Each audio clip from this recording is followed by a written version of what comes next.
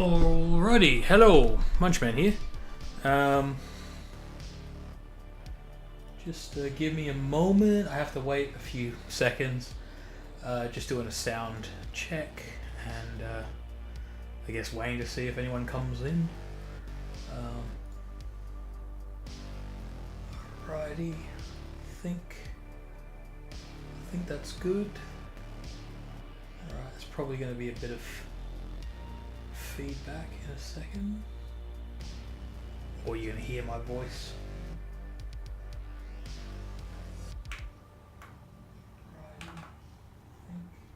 Yep. Okay, my voice is a bit laboured because I've got a side of this chair in my gut. Okay, turning that off. Cool. So today we got 2 boxes to unbox, and I got some stuff to say. So yes, oh, have I knocked that camera? It's I think I'm just going to adjust my seat. Sorry. And yes, I got 2 boxes this time, and if you watched my last stream, I sorted all my cards. So they're all sorted, and now I don't know if you know this, probably not. There's a super ultra rare 100 only made per region, which I think just means there's 100 Japanese and 100 English, meaning my chances of getting this is exceptionally low. But hey, you got to be in it to win it, as they say. But there's a super ultra rare card, and it's actually how can I explain this? So I don't know if this is what they do with Magic and other things, but the starter decks, the cards in the starter decks are not in these boxes. They're separate. So one of those cards that's in the starter deck is also in these boxes, but there's only 100 of them and they're gold with a signature on it. So that's sort of the ultimate to get. There's one on eBay, if you look up eBay, and Godzilla TCG cards, it should be there still, and it was like $2,000 or 2,000. Yeah, I think it was $2,000 Australian. I don't know what it was for the rest. So one has been found. But yes,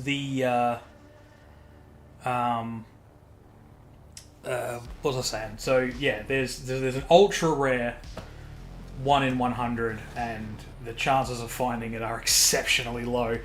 It's kind of weird. I guess it'd be easier to find in Japan because it's only Japan as the region. But if it is English and not separated, as I said, one was found in the UK.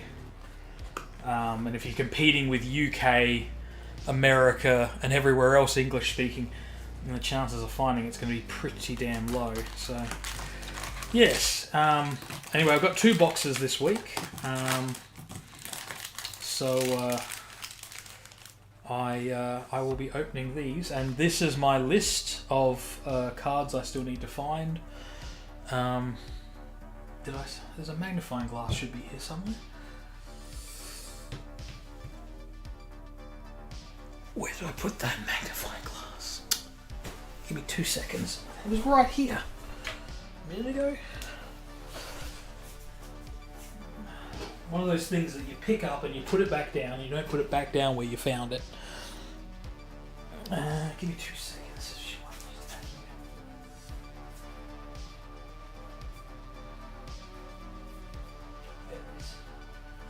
Found it. It's supposed to have a light in it.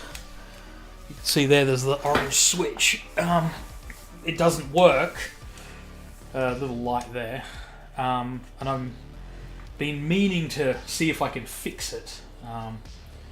It's not low batteries. I think the globe itself is blown. So yes, let us go. And so yeah, so a little bit of an update also.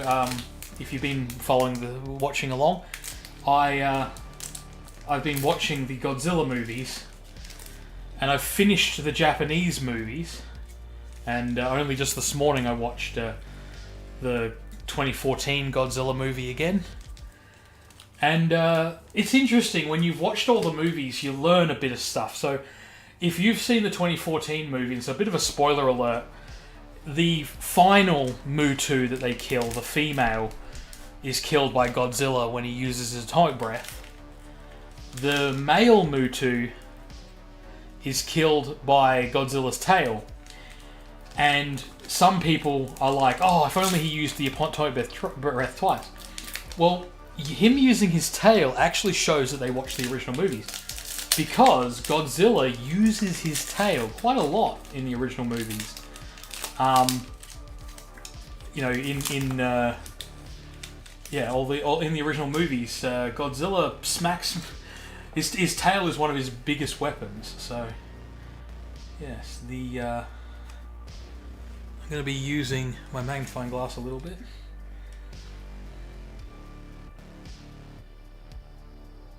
So yeah, so that's a double. I'm going to be saying that's a double a lot. That's a double. That's a double. That's a double. Here we go, Godzilla, King of the Monsters. Now, I'm 99% sure I've already got this one as a standard. This is going to be one of those ones I can't read the number. Here we go, 75. Yes, I've already got all the 70s. And Super X2. And, I should probably... Sorry, I'm not doing this very well, am I? Alright, so we've got Godzilla. We've got Godzilla 1999. Mechagodzilla 1974. If you've been watching, you'll recognise that I've already seen all these before. Is this the same one twice in the same? No, it's 1954. And there's Godzilla 1955. Fighting Angarius. Which, yes, has been a thing. So, those are doubles. Hold on, I'm going to get out the doubles pile. I will at some stage sort the doubles again. Well, not really. I didn't really sort them the first time, but I will get around to sorting them. But yes, so both of these foils, I'm 99% sure I've already got. I just got to check the plus sign on the foils. Some foils are. They're the only, like they're a foil, and then they have like a special foil on top of that, and then most of the cards have a foil equivalent which has a little plus. So for instance, this Godzilla one here, that is in foil. I've actually got the special foil plus one, where the writing is in gold instead of silver. It's quite a cool card. I actually like that one very much, very much. But I gotta go through and sort all the plus ones at some stage as well. I'm gonna get a folder, I guess, probably the best way to go. Make it a lot easier. Why is this giving me a hassle? I don't like it when it gives me a hassle. There we go. Alrighty then. Destroyer aggregate form is 49. I've already got 49. I was sure I already had this one. Oh, what am I doing? So there's Destroyer in the aggregate form. Here is the scale attack, which I've got a few of these. So I watched this, Godzilla 2023, Godzilla -1. Even if you don't watch any other Godzilla movies, Godzilla -1 is fantastic. fantastic as a movie. Just as a movie, it is one of my favorite movies. I don't even care that it's a Godzilla movie. It's just really, really good. So there's Godzilla versus Mechagodzilla. I've got this one a few times actually. Godzilla 1995. What number is this? Is that number 8? That is number 8. That is number 8. Oh, nice. Nice. That is... I'm very happy with that. Oh, here we go. We got the Rage card. So this is a missing card. So I'm down to 8 missing cards now, which is great. This is Godzilla 1995, Burning Godzilla, as he's called.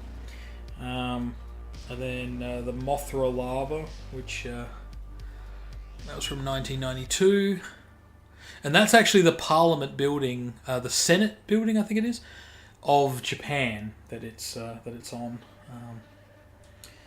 And then there is that one, Rage card with that is Destroyer, I believe.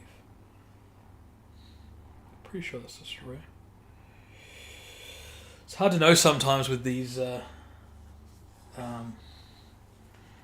movie posters, because they... Oh no, it says there...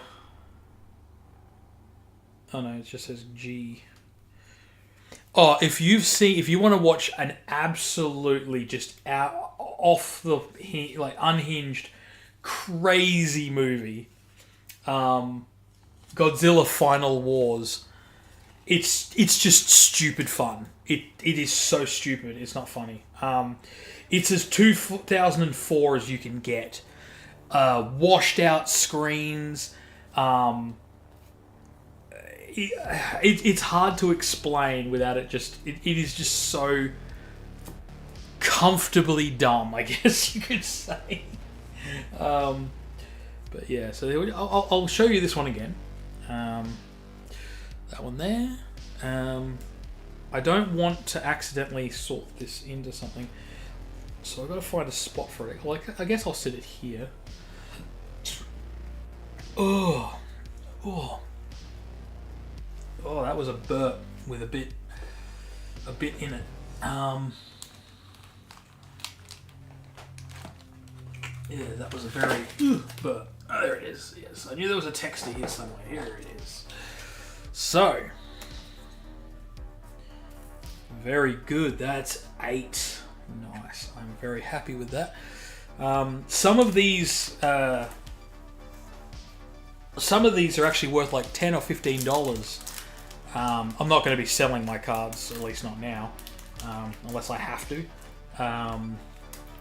The ones that I'm missing, so they're rare in and of themselves. So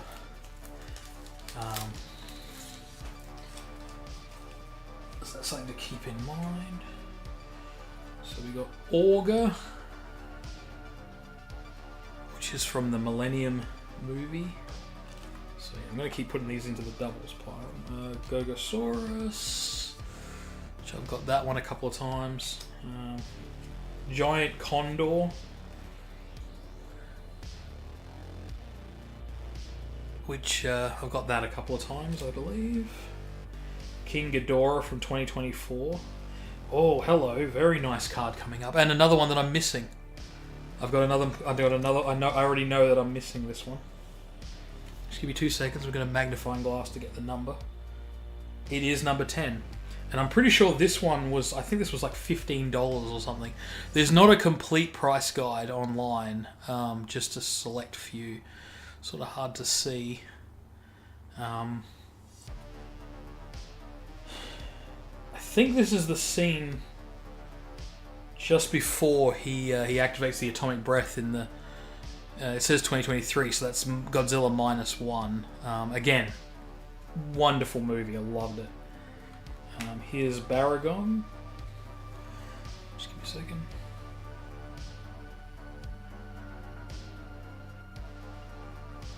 Oh, I can't see these numbers. I'm half blind. Oh, so here's the one that I got a foil of a moment ago. Non-foil. So that's the non-foil version. I'm pretty sure I just... I'm not sure with Baragon. I can't really see if it's got a plus or not. I don't think it has got a plus, so I think it is always a foil. But yes, so here it is. I put it here. So this is. So I see that was 10, wasn't it?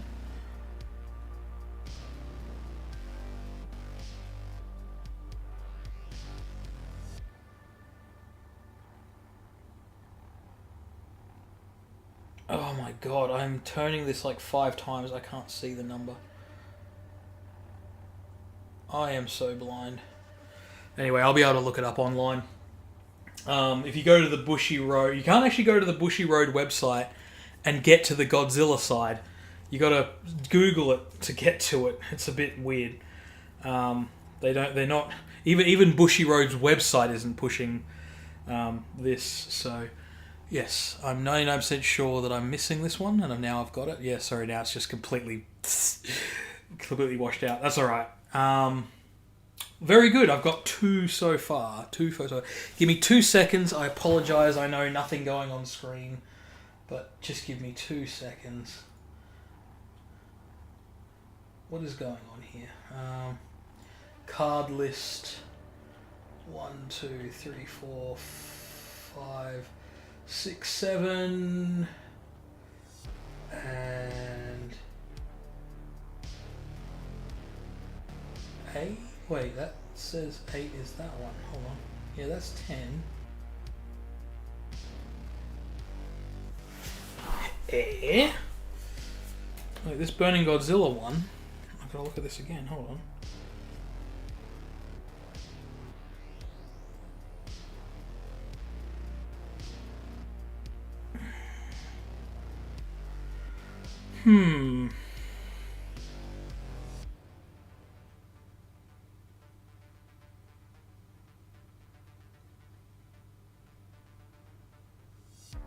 I thought that was 8. It's not 8. It's a different one.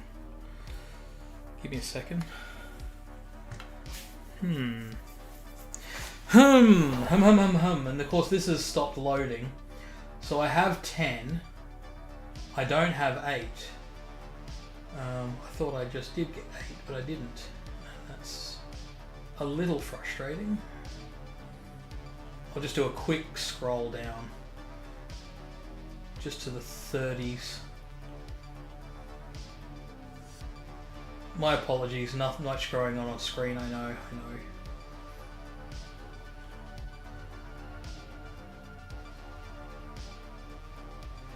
Alright. Okay, 38. So I've already got 38, I think. So this is a double, it seems. 2 seconds. I can suss this out. So here's my sorted deck. Oh, there we go. I scrolled in randomly and I landed on it. So yes, I do already have that one, which is okay, but I am missing 10. So it is Godzilla with a train in his mouth, and then it is Godzilla charging up Atomic Breath, and then yes, so very, very happy. Oh, now I'm knocking things on the floor. Oh no! Knocking my plastic sleeves on the floor. Alrighty, let's get to the next cards. Let's have a look. Okay, next set of... Oh, okay, I'm just going to tear down. Rightio, what do we got? So we got MBT M92, that's the Maser gun. So it's laser, except for replace the L in laser with an M, and instead of light, it's microwave. So it's a microwave laser type thing. It's actually based on a sort of real principle. It's interesting reading up on it.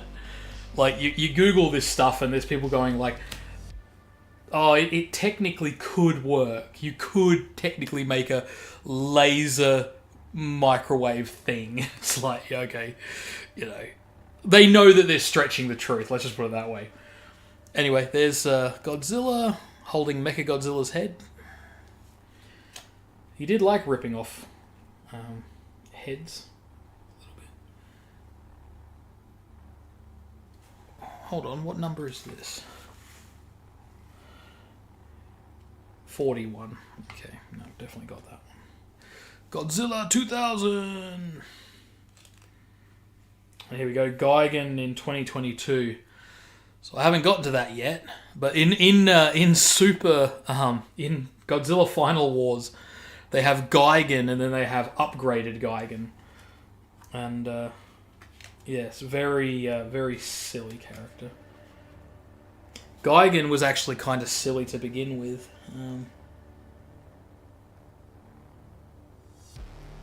72. I've definitely got all the 70s, so that is a thing.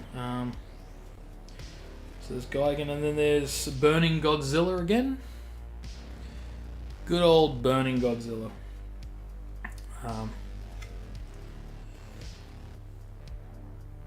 And there's King Ghidorah. I think this is it Attack? No, it's All Monsters Attack or something like that. Or no, All Monsters Attack is the terrible one, isn't it? It's I'm forgetting. I know, terrible, but yeah. So let's have a look.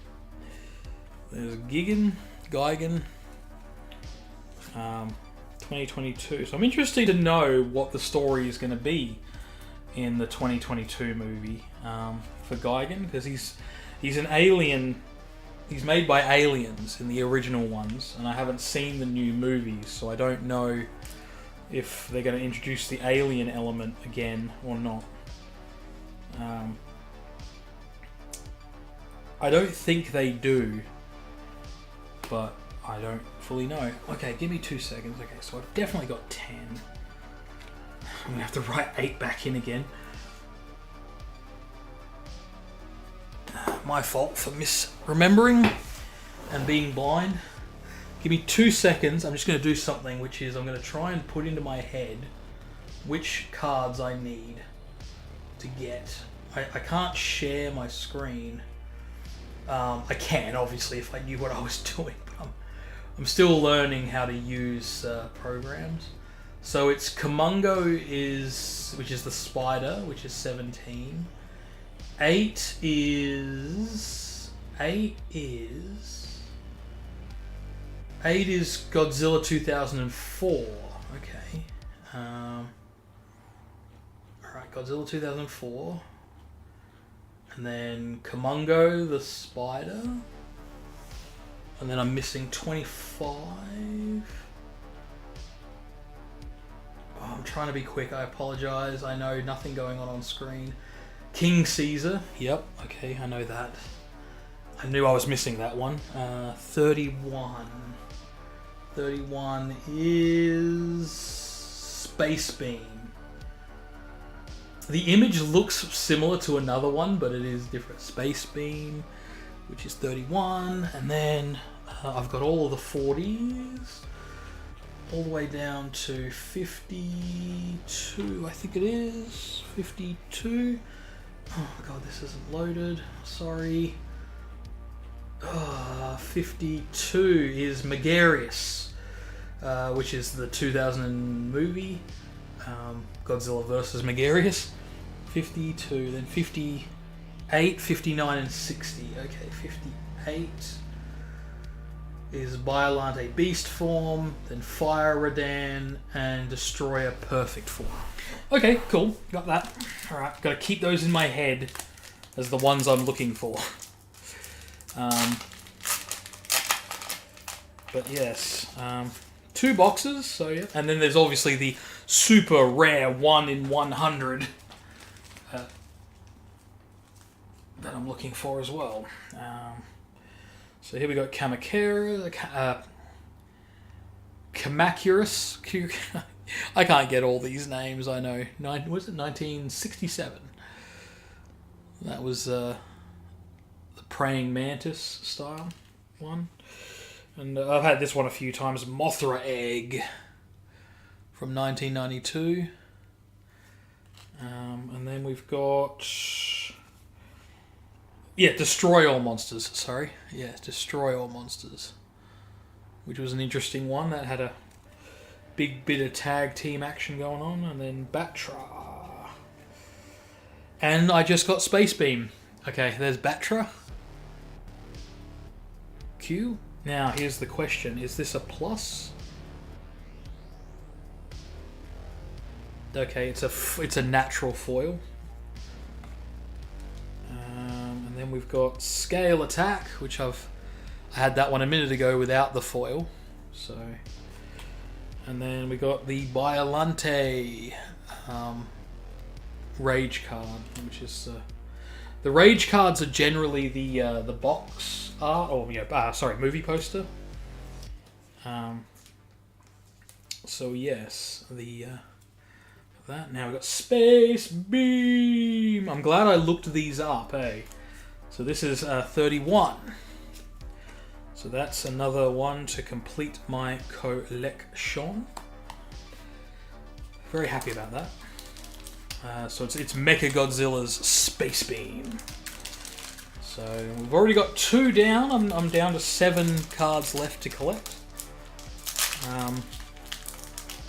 Well, 7, and then the Ultra 1 in 100. Sorry, it's not 1 in 100, it's 100 only ever made. So, yeah, an ultra rare. So here's Meganula. Meganula's a flying... I think that was a praying mantis type as well. It's a bug type at the very minimum. And then we got Varan. I actually watched the Varan movie when it's Varan by himself. Mothra Lava. Which I had again a minute ago. Festi Godzilla. He looks kind of goofy, but that's because these were like... No, I don't know if low budget's the right word. I think they're done as like part of the Godzilla Fest. Which Godzilla Fest is it's like a celebration every year. So there's Titanosaurus, and this is the... It's not a plus, so that's one that comes as a foil only. And then there's Kamakuras, which we had Kamakuras a minute ago, but now we've got the foil for him. And I'm guessing this would be... Yeah, that's King Kaiser. So this is the original Godzilla versus Mechagodzilla, I think. Which had King Caesar in it. Of course, some people pronounce it as Kaiser. But yes, the... which I just say Caesar, but yeah. Does that mean they call it Kaiser salad? Or do they call it Caesar salad and then Kaiser if it's talking about King Kaiser? I don't know. I don't think I've ever heard someone call it Kaiser salad. But I have seen people say, like, oh, Kaiser, and they're reading Caesar. Oh no, I've already gotten 7 down already. Alrighty. Oh, come on. Sometimes. Alright, well. I don't know if there's any ASMR in that. Should I do it slowly? There we go. Here's Miniala. It's so hard to say that name, Miniala. This is from the 2004 movie, which is Goofy as Goofy. Which is the Final Wars movie. Now, I feel like I don't have this one. Anyway, sorry. Godzilla Fest. Give me 2 seconds.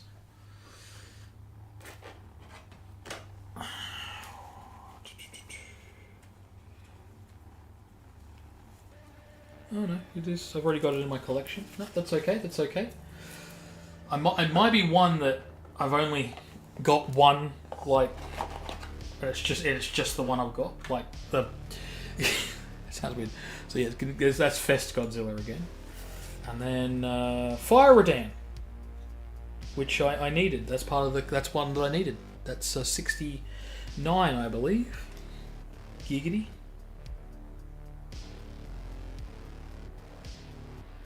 Yep. I already had Rodan. I didn't have Fire Rodan.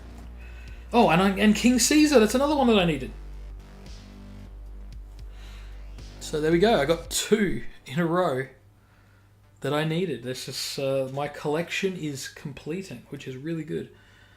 And he's number 25, I think.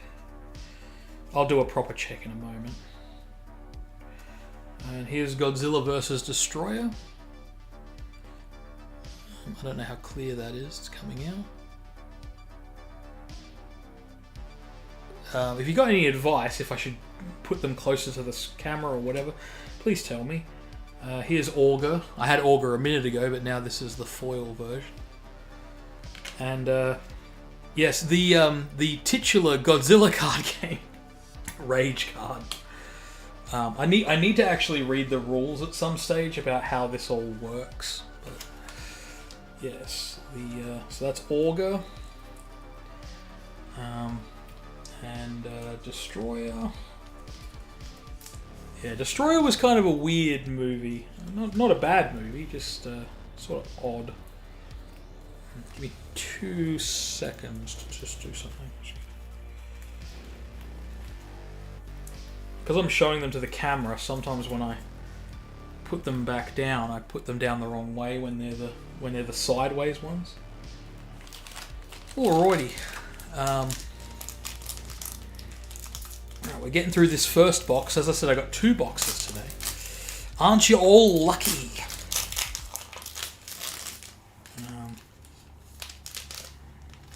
Alrighty. Let's see. What have we got here? We got Ebera, which is the lobster one. So I don't, as I said, I only just saw I only just finished all 30 original Japanese Godzilla movies, and yeah, the thing Manada. Final Wars starts with Manda, which is the snake, getting killed off really quickly, and I was like, what the... Spoilers, sorry. Final Wars is just so goofy. It's got a Matrix moment. There's a moment in Final Wars where the aliens shoot at the main character and he literally puts his hand up and stops the laser blasts, and everyone's wearing like Trinity / Neo like Matrix outfits. They're meant to be like mutants. There's mutant people, and they it is just ridiculous. There's even a bit with a motorcycle where they're like shooting down the highway fighting each other. It is not a good movie. It is just so dumb, it's hilarious. So anyway, here's Burning Godzilla, which is 1995. Here we go. Godzilla vs. Destroyer again. So this might be a bit easier to see. It's not foil. So here's... oh, did I get Ebera twice? So I got Ebera there, and I got a foil Ebera in the same pack. So there we go. It's got both. Godzilla 1954. This is as clear as you're going to get it. Oh, I think I got it good. Yeah, there's like turrets, cannons down the bottom there shooting up at him. That's only a foil. So that's one that's foil only. And here we go. Godzilla. Well, this is a really nice one. Give me 2 seconds.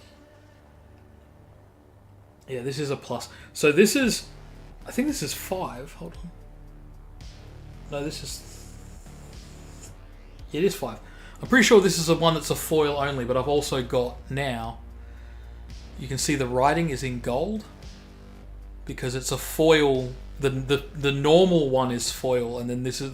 When they're a foil and then a special, a plus, the writing goes in gold. So that's the special one. It's hard to see. It's got like an almost textured look to it.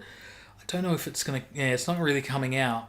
But if you look past the rainbow effect, you might see it's almost. If I run my finger across it, it's almost got like a textured effect. It's very cool.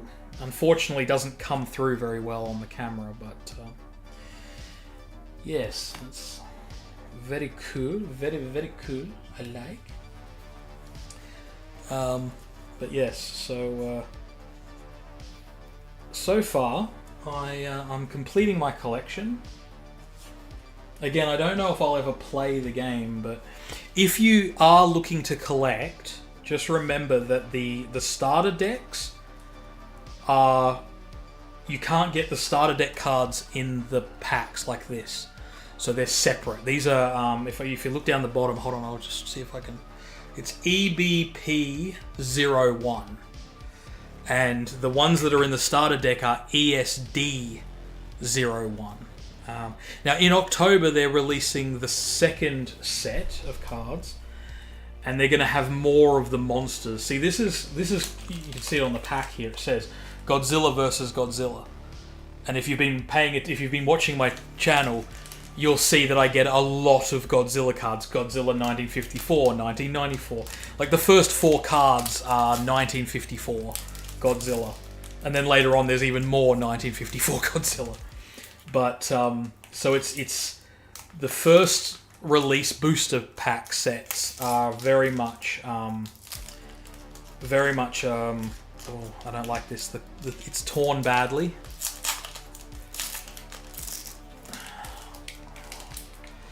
It's, I don't like, this is not tearing well. I don't want to break the cards. So yeah, alrighty. Here we go. There's Manda again. And Burning Godzilla again. I think I've got Burning Godzilla tonight. Or today, actually. 3 times already, I think. There's Burning Godzilla. Oh, it's not coming out well. Biolante in Beast. Sorry, in Rose form. I want Beast form. And then we got Godzilla 1974. And the website, the Bushiroad website, it doesn't tell you if they're foil or not. And I know people would say, "Oh, just use the." So I got Space Beam again. Yeah, so there's Destroyer in flying form. Sorry, the foils are... It's hard to get an angle on them. Normally I've got a light that's directly above me, but it causes all the foils and everything to reflect really badly directly up into the camera. So I've got a lamp next to me with the top taken off of it, shining the light across. And that's how I get it, so I don't have too much glare. But it still isn't perfect. So there's Destroyer in the flying form. Here is Space Beam, which is funny because I just got Space Beam, the standard one, which I didn't have yet, to start completing my collection. I think I'm down to 5 cards now to complete my collection, which is pretty good. That's not including the foils. I then have to go through and start looking at all the foils and what I've got to see how close I am to actually completing my collection. But yeah, so there's... I'm pretty sure that's Godzilla versus Mothra. Yeah, it's got the... Okay, if you look down the bottom, you can see there's 2 Mothra larvae. One... So I'm covering up. Oh god, it's camera left. So there's one with his head up, and then one coming out the bottom. So they did the movie, and Mothra, I don't know if you know, but Mothra dies and then gets reborn. So often they'll have 1 egg, but 2 Mothra larvae might come out of it. So Mothra dies, 2 Mothra larvae come out. Then in the next movie, offhandedly they go, this little kid goes, how are the Mothra's larvae doing? And they're like, oh, one of them died.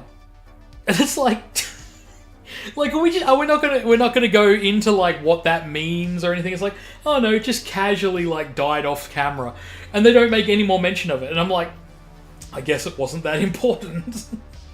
Hold on, these ones here. Yeah, these just go here. Sorry. Yeah.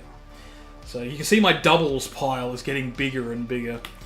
But yeah, so it's quite funny. So for those who've come in, it says there's 9 people viewing, or is it just 9 views and 1 person? Anyway, yeah, I've just finished watching all of the Japanese movies. With the standout definitely being yeah, true. There's it's funny you say everything's a TCG now. That's part of the reason this hasn't been very popular. But they have announced a second one. So in October, and I'm excited for that. But I don't know if they'll have a third booster set. This is booster box 1. But yes, I agree. They actually had a thing the other day where they were talking about they're doing all the HoloLive TCGs.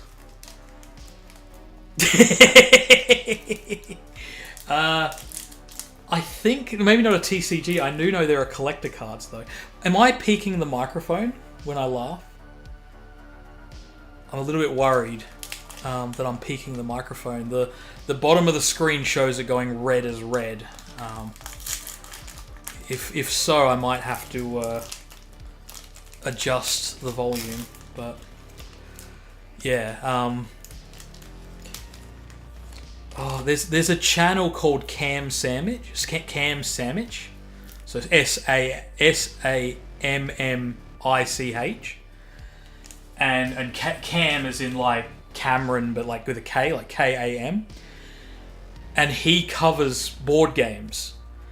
And there's a bunch of games that came out in the 70s that were porn related.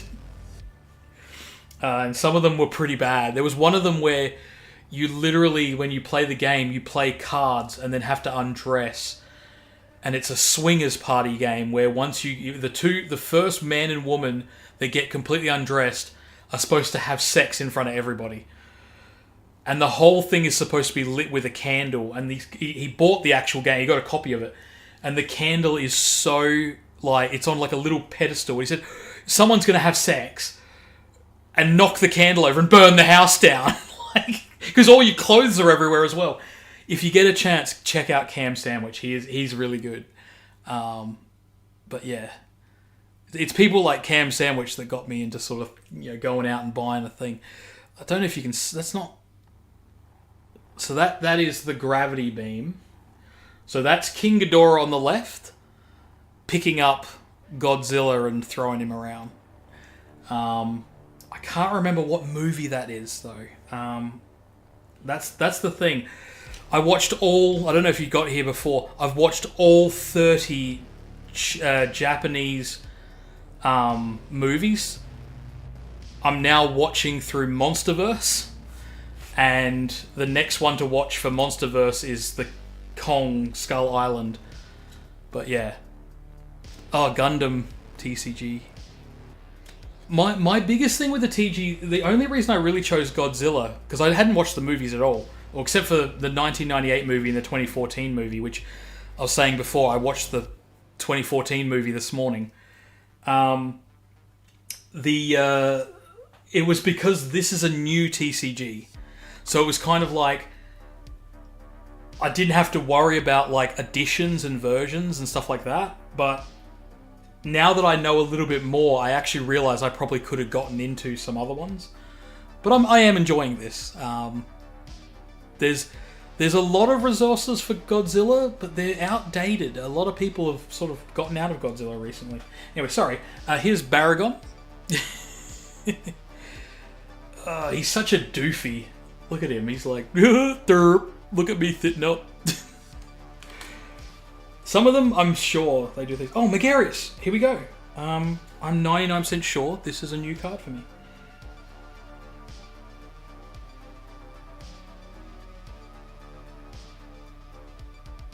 Give me 2 seconds. I just got to check the website.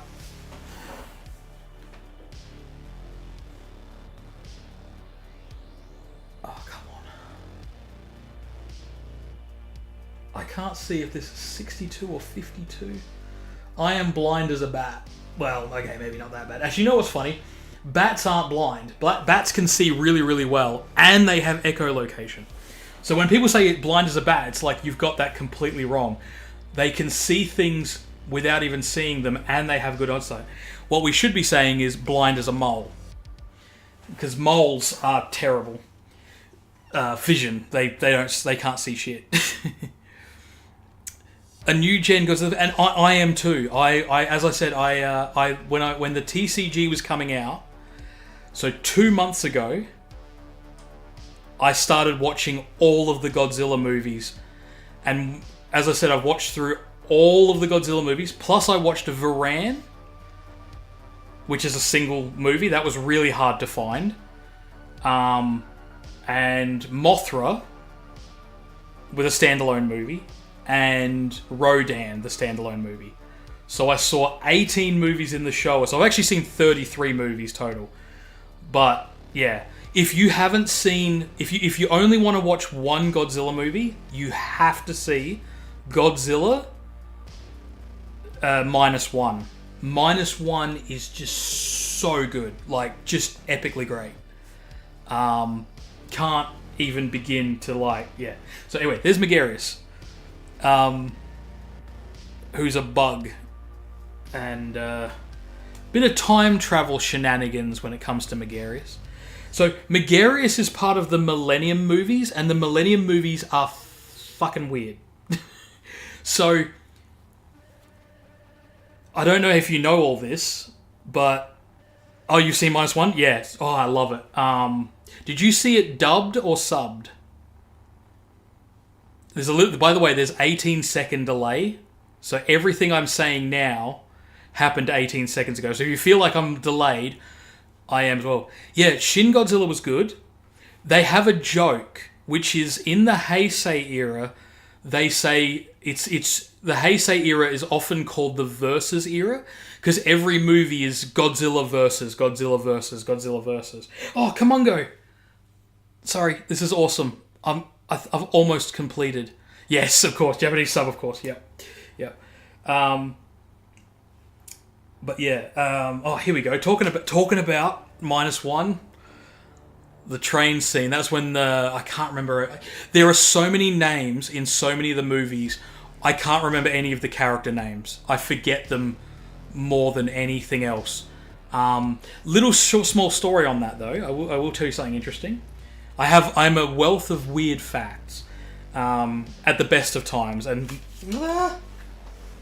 with me watching all of the Godzilla movies, I got more. So in the 2014 Godzilla movie, you know the guy who says "Let them fight," the Japanese dude. His character name. Yeah, all of the cards are from the movies, and a lot of people don't like that. They wanted original work, and I actually think it's better, because I can look at this and go, oh cool, that's the poster, which is cool, but then I can look at this and go, oh, that's the scene. I just saw that scene 2 days ago when I watched -1. But a lot of people are like, I want original, and I'm like, well, no, I actually prefer to see what I've already seen. But yeah, so the...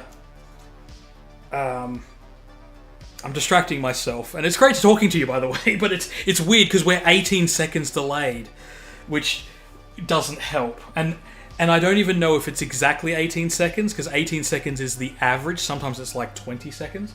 So we're kind of having a disjointed conversation. If it feels a bit disjointed, that's why. But yeah, so that guy, the Let Them Fight guy, his character name is Ashiro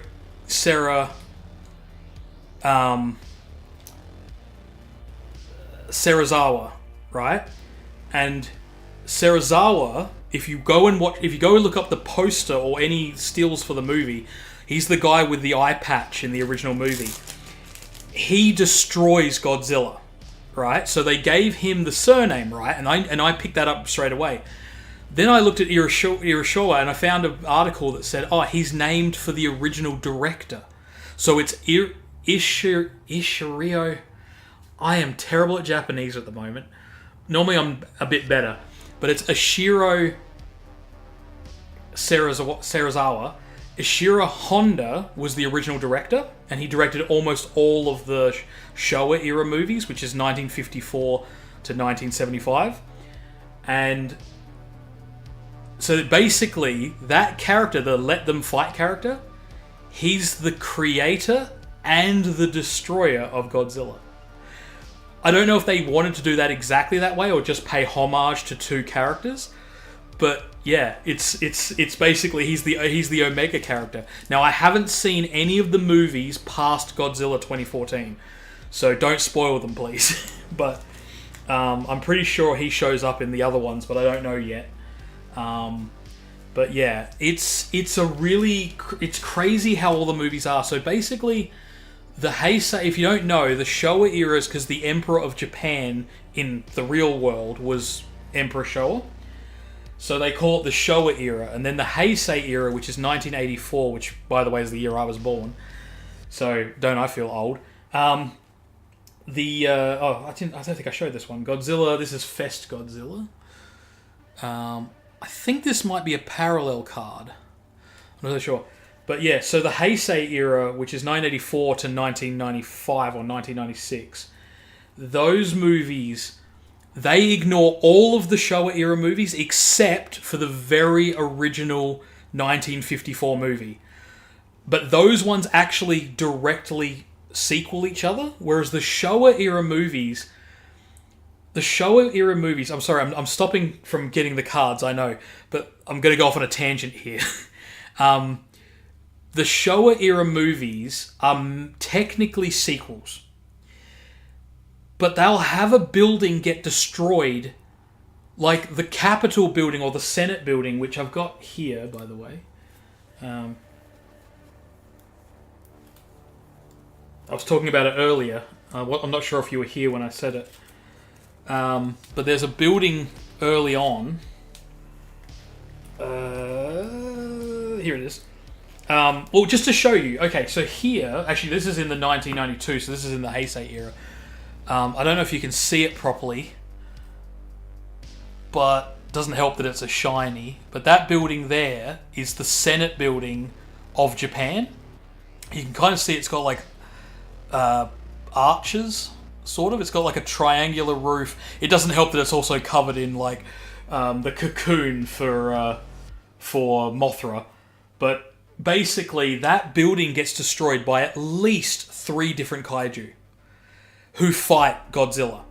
But no one says, oh, that building we just rebuilt got destroyed again. So it's meant to be the same universe, but no one refers to any destruction that happened like apparently 3 years ago. So they don't really feel like sequels. Like, it's kind of weird. But on top of that, it gets even worse. Because during the Showa era, they repeat scenes from earlier movies to the point where the film grain is different, right? They don't just show black and white footage, though. That's good. They still keep it to color. But they'll have a movie from 1961 where there'll be a scene of like a tank or something, like tanks shooting at Godzilla. And then, because the tanks are here, like pew, pew, pew, pew, pew, pew. Like, I'm not doing it properly. So it's like a cannon, like, you know, on the tank, like pew, pew, pew, pew, pew, pew, like blasting away and then reversing. But they don't show Godzilla, right? But actually, it's more like this on its side, coming across. So they'll show that scene, but now they're shooting at a different kaiju. And you're supposed to just suspend disbelief and believe that the exact same tanks went the same way. The funniest one is the 2 soldiers who are getting blown away by the atomic blast from Godzilla. And then later on, they're getting blown away by the atomic blast of King Ghidorah. And then they're in another one getting blown away by the blast of Rodan's wings. And you're like, yeah, I've seen these 2 soldiers before. Like, I've seen this scene 3 times now. They even give Gigan yellow lightning, I think. I think it's Gigan. They give him the yellow lightning from King Ghidorah so that when they repeat the footage of attacks... So, again, it'll be like... I'm getting my hands wrong. So, you'll have an image. So, I'm doing the face here. So, you'll have like... You know, I mean, it's 3 heads for... I guess I could do 3 fingers. It's like... And he like zaps off screen. And then you'll see like the building get blown up by yellow lightning from King Ghidorah. Well, they'll show Gigan and he'll shoot yellow lightning. And then that same building gets destroyed. So the Gigan footage is new, but the destruction is different. And it is so obvious that to save money, they gave Gigan the yellow attack. Intentionally to save money. So there's a lot of stuff like that where it's like I'm not trying to rip on those movies. They had to work with very small budgets, and they were turning them around one every year basically. Well, at one point it was one every year. So I'm not trying to be critical of that stuff, but it does make it hard to sort of like feel like it's a different continuity. You know. So here's Rodan that I've actually had this one for a while. So Rodan, this is from the 1993 movie. He later gets blasted and becomes Fire Rodan. Oh, here we go. Heat Ray Charge. So that's another one that's from... Oh, see, even the ones that aren't shiny or foil. You're like me, you say shiny. Ooh, the shiny. But I got to be careful saying shiny because shiny is what they call them with Pokemon.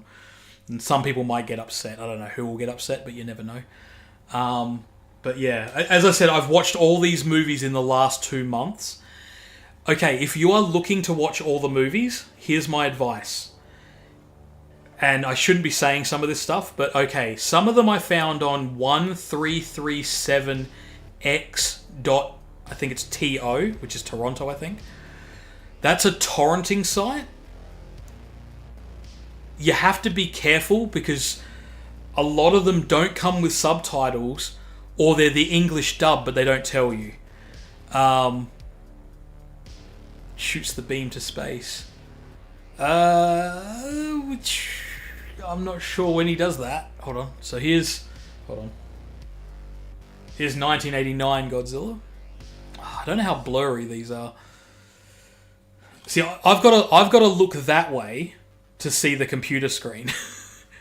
But yeah, so here's original. Here we go. We can do a comparison actually. Here we go. So here's Rodan. Here's Rodan original, where he's quite scaly. I don't know if you can see, but his chest is quite scaly. He's almost lizard-like. He is meant to be a Petrodon. So Rodan comes from taking Rodan out of the word Petrodon. Or is it Pterodon? The P is silent, isn't it? So it's... I don't know how exactly they get that logic, but it's basically... Here's the word Pterodon, and we're just going to take the R, the O, and the D-A-N. And then, yeah, here's the 1993 one. So... yeah. Oh, I've got it. Beast form. Oh my god, I think I've almost completed my collection. Hold on. Yep. So, in the bottom corner, this is going to blur like a mofo, but you can see the number in the corner. That one is a natural foil, because the ones that are like a special foil has a little plus, which I don't know if you can see that. Yes, there is a game. That's the thing. That's why you got the starter decks. I haven't played the game at all. I actually have a video. It's unedited, and it's not actually like a live stream. But yeah, so this is a missing card. I'm completing my collection. So this is what makes it hard because, as I said, on the website, every time Mothra dies, there's always an egg just waiting to hatch again. But she's eternal. She can't be killed because there's always an egg. And every now and then, I was gonna technically play the game, but I got no friends to play it with. So, but yeah, in these packs, by the way, you might have noticed there's 7 cards. 5 of them, so 4 of them are standard cards.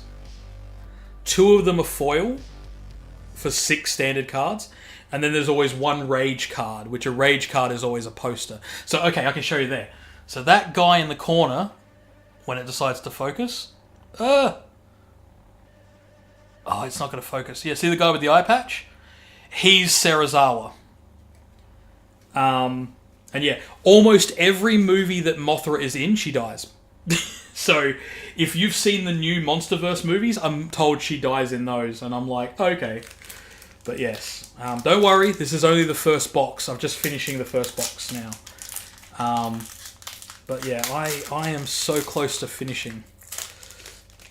Yeah, so the Let Them Fight guy, his name comes from that guy with the from the original movie with the eye patch, and he uses this. Hold on. Oh, I got a nice one. Okay. He uses this thing.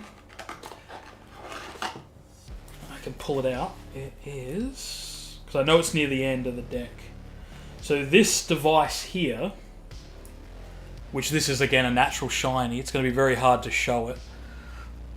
It's like see the little bowl in the center? That's the oxygen destroyer, and then it's in like a glass housing. And basically that dude takes that down to the bottom of the water and releases it. And as a result, it kills Godzilla, but it also kills him because he doesn't want anyone to follow his research, because this device is just as powerful as an atomic bomb. And he doesn't want to make a new atomic bomb, because the movies are very much, you know, Godzilla created by atomic bombs. So in the 2014 movie, its atomic bombs are used to kill Godzilla. In all the other movies, it's atomic bombs made Godzilla. So he's the result of unchecked nuclear aggression. But yeah, so in the original movie, he doesn't say "let them fight," just for the record. But yes, he is the original namesake.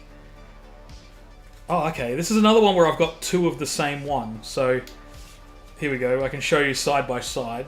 We got Godzilla and his son on Monster Island. And then we've got Godzilla and his son on Monster Island shiny. Foil. So yeah. That's the second time. I got Ebera earlier, where it was both in one pack. Godzilla 1954. I think this is the first card. No, this is 2. Oh, the movies get very, very goofy. I feel like I'm repeating myself, and I apologize if I'm saying the same things over and over again. But Godzilla Final War, get your friends over and watch it and tell them this is the most 2004 thing you'll ever see, and just laugh from start to finish, because the movie is ridiculous. It has one English-speaking character in it named John Pryor, I think his name was, or John Fryer, and he's actually a wrestler, which I'm not into wrestling, but he's a wrestler or a boxer, and he is fucking hilarious because he just says the dumbest shit. Like he's just like, you wanna come down and see me? I'm gonna go do this. He's like this big general dude who doesn't take shit from nobody and gets in trouble all the time. And he's that, I might break it, but I might bend it, but if I break it, then take it out of my paycheck. It's like that kind of character. Was it? Toy review? Not really. Yeah, I'm sort of not big on Lego. I've collected, but I don't really collect toys much. So this is sort of the last TCG that I collected was literally the original Magic the Gathering when it released in like 1993, 1994. I was at a school called Blackfriars here in... I'm in Adelaide, South Australia, by the way. And I collected... I think so. This is Unthinkable Destruction. This is the scene where the dudes are on the building in -1, and then they're talking about all the buildings getting destroyed next to them. So that's that scene. Because I've seen this literally 2 days ago, that's why I remember all this stuff. But yeah, there's Godzilla 2000. What? Yes. I think my voice sounds very American, though. Unfortunately, we've been very Americanized, so you probably don't hear too much of that. So yeah.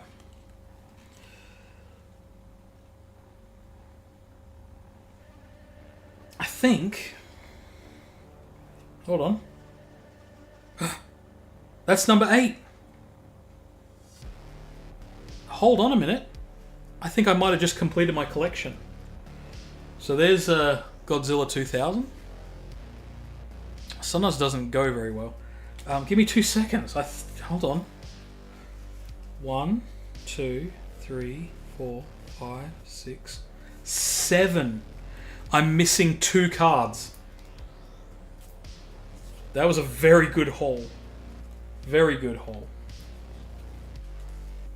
Almost.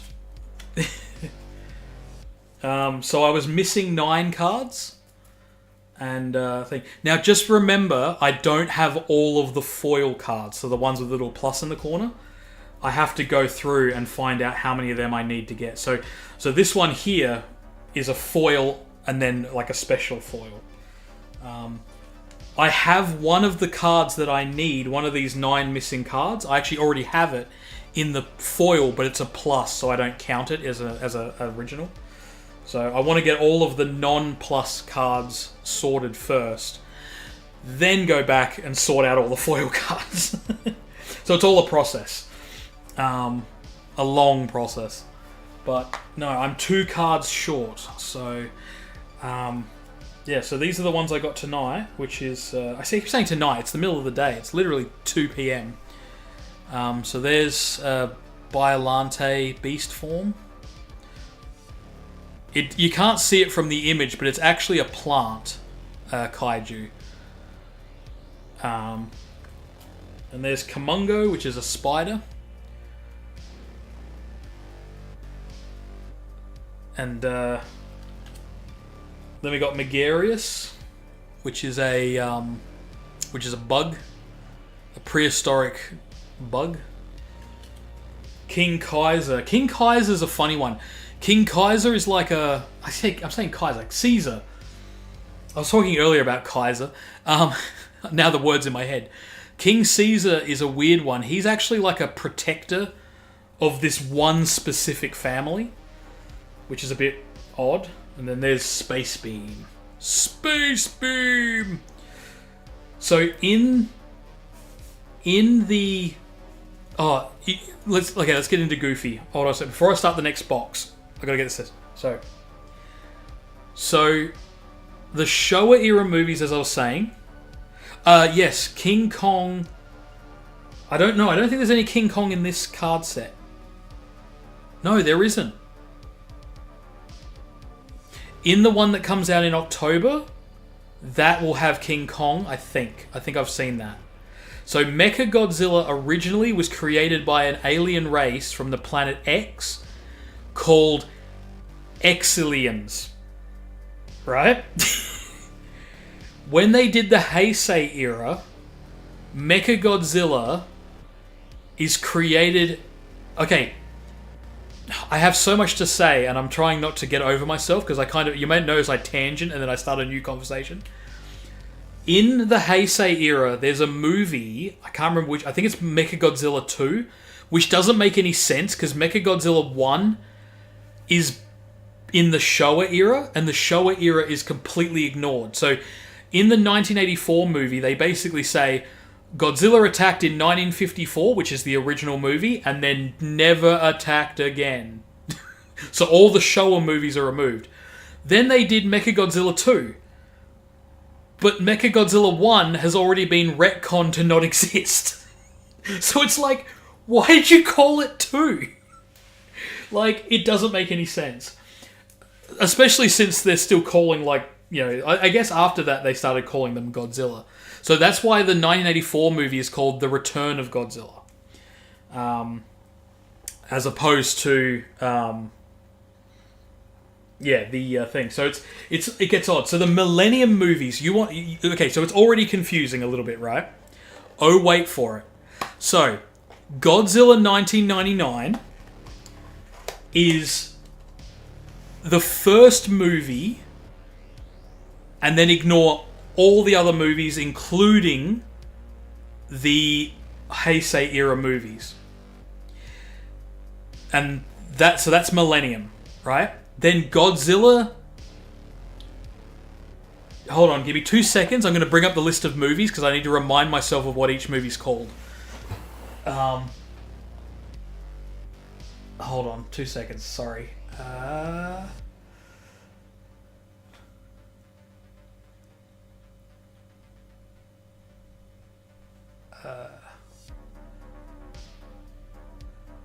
List of Godzilla movies, there it is. Sorry, looking. Okay. Wait for it. Okay, so there's Godzilla 2000, what do you call it? Millennium. Then Godzilla vs. Megareus. So Godzilla vs. Megareus is another reboot where it ignores all of the continuity except for the original movie. Right? So 2 movies in a row are complete reboots. But wait, it gets better. Then there's Godzilla, Mothra, and King Ghidorah, Giant Monster All-Out Attack. That's the entire title, by the way. That came out in 2001. This one ignores... It technically ignores all of the Showa movies, while also technically including them. So it includes Baragon, you know the goofy one I showed you earlier? Baragon is in it, Mothra is in it, and King Ghidorah are in it. And Godzilla is the villain, and King Ghidorah, who's always been the villain, is now the hero, fighting as guardians to protect the world together. So technically the original Mothra movie exists, the one that's not related to Godzilla. The Baragon movie exists, which, by the way, the Baragon movie is called Baragon versus Frankenstein, and it's about a kaiju that's a Frankenstein kaiju. I haven't seen that movie. I'm actually going to watch that movie at some stage because it looks absolutely fucking ridiculous. And then, as I said, King Ghidorah. But it kind of is like a King Ghidorah that is, but isn't the original ones. It is so fucking insane. It's all over the place. But wait, we're not finished. That was another reboot. Then they did Godzilla against Mechagodzilla. So instead of doing Godzilla versus Mechagodzilla 3, they decided, hey, instead of versus, let's do against. That'll get it. That'll make no confusion. Oh, by the way, there's a movie in 1961. They did Godzilla versus Mothra, and then in the Heisei era, they did Mothra versus Godzilla. That won't cause any confusion at all. Anyway, Godzilla against Mechagodzilla. This is the only one that has a direct sequel. So Godzilla against Mechagodzilla and Godzilla Tokyo SOS, they're sequels to each other. And they have Mechagodzilla, but Mechagodzilla is called Kiryu. And what they did was they retcon. So in that oxygen destroyer I showed you earlier, the oxygen destroyer, it stripped Godzilla of all of his meat and flesh, and then his skeleton dissolved as well. Well, in Godzilla against Mechagodzilla, they do a CGI retcon where only the bones remain. So instead of the bones dissolving, they remain. And then they get those bones and they make them into Mechagodzilla to fight Godzilla. Right? But wait, in Tokyo SOS, Mothra shows up, and... Oh, wait, what is this one? Hold on, give me a second. God. Kamabas? Yeah, so Mechagodzilla is again fighting Godzilla. So Godzilla in these two is the villain, but survives both times. But yeah, they're the only two in the Millennium series of movies that are actually sequels to each other. And they change Mechagodzilla's name to Kiryu, so Kiryu, and he is made with the bones, and then Mothra shows up, or if you know Mothra has these two like little mini girls, and they're like this height, they're like the size of a doll, like an action figure, more like a Barbie doll actually, like a bit bigger. And these two girls who talk together and they have telepathic abilities with Mothra. Those two girls, they were originally called the Shinbia, something like that. I can't remember how. It's like a Japanese word. In the Heisei era, they just changed them to the Cosmos because it was a lot easier to remember. Those two girls show up and they say, you shouldn't have used the skeleton because the skeleton has the memories of the original Godzilla. Because in the first, in Godzilla against Mechagodzilla, Mechagodzilla loses its shit because it remembers being Godzilla, like the original Godzilla. Oh my god, it is so insane. I haven't even covered like 10... Well, I've probably covered about 20% of the storylines from 30 movies, theoretically, but well, not even that much. Okay, here's the deal. If you decide to watch all the Godzilla movies, you can 100% ignore All Monsters Attack. All Monsters Attack is the worst Godzilla movie. Any list that puts Godzilla 1998 below All Monsters Attack is a shit list. Because All Monsters Attack is all in the head of a little kid who gets kidnapped by robbers. And he keeps going into his imagination. Right? And the whole movie is just fucking terrible. It almost redeems itself. And people give it the excuse, oh, it's a kid's movie. You know what was a kid's movie? The movie came out in 1969.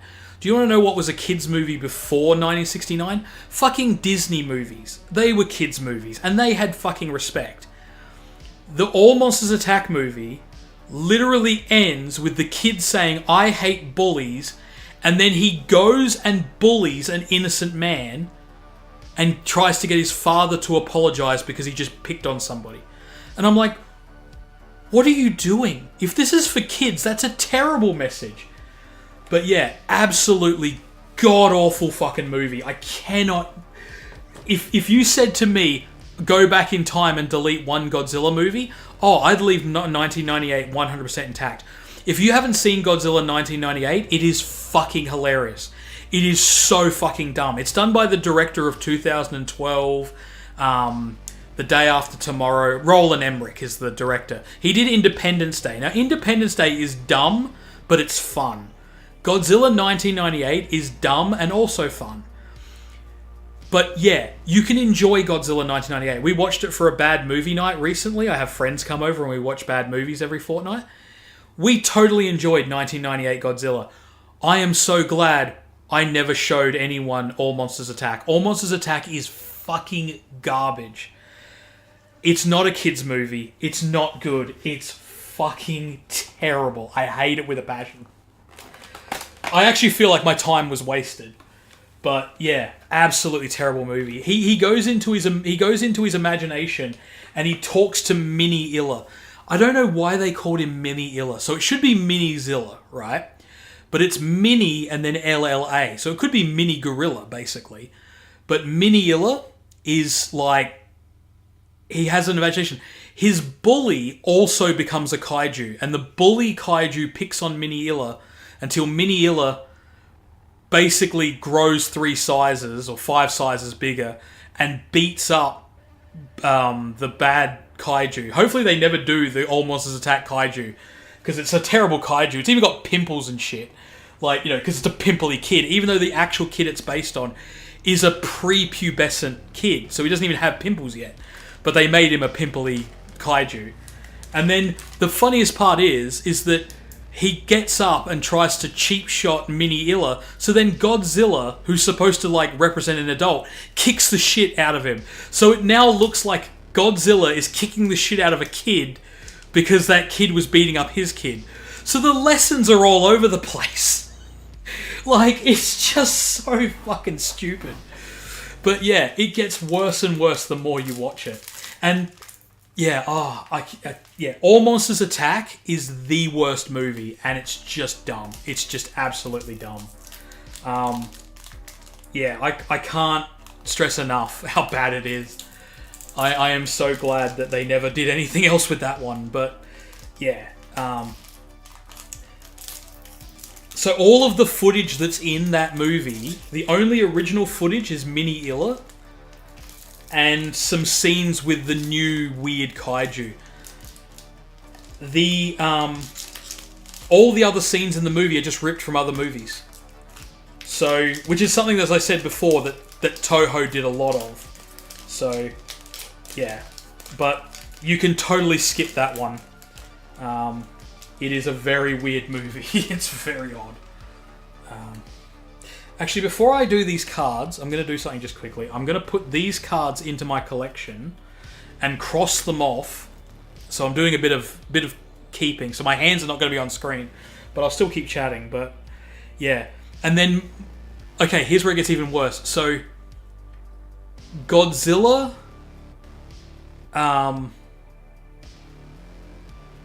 Final Wars, that's another reboot again, where the Exilians, so it's Planet X, and then they try to mix X and aliens, but it's Xiliens. So you can see, if you write that down and then try and read it back, you can see why I'm having a hard time with it. So it's like Exilians. It's Exilians. I guess you could say Exilians. I guess that works. But yeah, very, very funny movie. Very dumb. Everyone in it, as I said, it looks like they're all going to a Japanese Comic-Con dressed as like their own what do you call it? OC? Their original character. Yeah, OC is original character. As if they're dressed in their own OC Matrix cosplay. But they're supposed to be like, cool. And it's like, yeah, you guys are not cool. And then they even have a scene where they all get mind controlled because they all have DNA from Gigan. And it's like, Jesus Christ. Alright, so I'm going to have to bring up... If my eyesight was better, I'd be able to do this without having to bring up the card list. Unfortunately, I've got to bring up the card list. So, give me 2 seconds. Every now and then I see Hedorah. Hedorah is the smog monster. They made a monster that eats smog. And then it was in 1971, I think the movie came out. And it has these weird little cartoon elements in it, which if you know 1970s movies was a common thing. Give me 2 seconds. I got a phone call.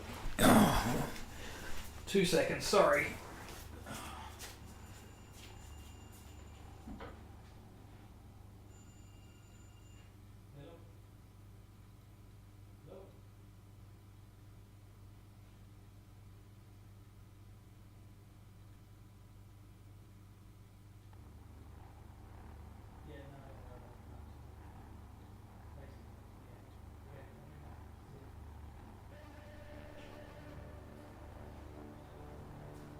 Okay, I'm so sorry. I'm going to be a little bit longer because I don't know if you're like me when you stand up sometimes after you've been sitting down for a while and you're like, I need to go to the toilet. Well, I need to go to the toilet, so...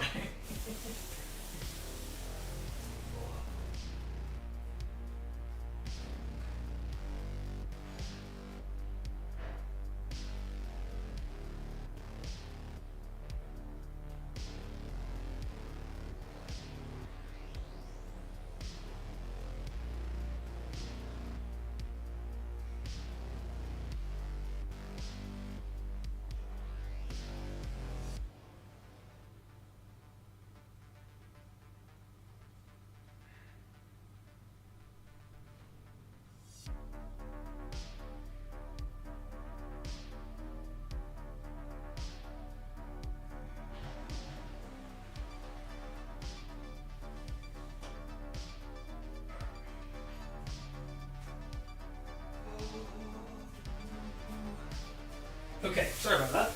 I am back. But yes, I'm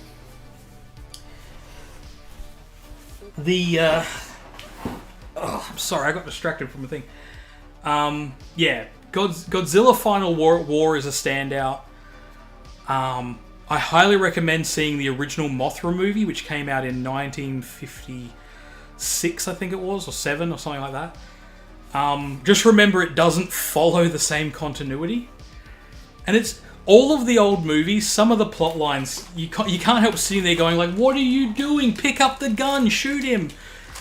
Like, they so often knock a gun out of someone's hand, like an assassin. And then the assassin picks up the gun and starts shooting at them again. I'm like, you knocked the man down. Pick up the gun. It's just, yeah. But it's that kind of writing of that period. It's a bit weird. It's almost like, oh, the hero's not allowed to use a gun or something. I don't know what it is. Okay, so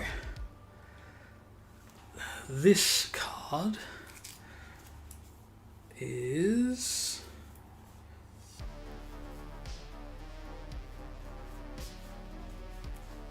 Did I accidentally sort... Uh-oh. Oh no, there it is. Wait, is this the plus one? I think this is the plus one.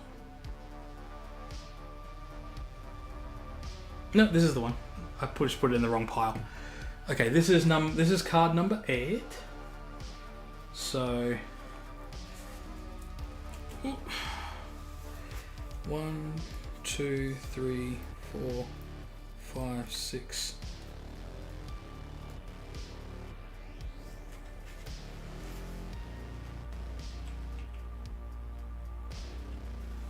Oh, okay, I've done something wrong here.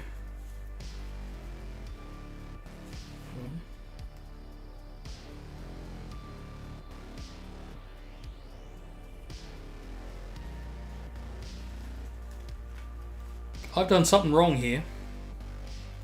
I'm missing cards 1 and 2. When I was sorting these, how did I do that? 3, 4, 5, 6, 7. Well, there's 8, 9, and I'm pretty sure I put 10 in earlier, didn't I?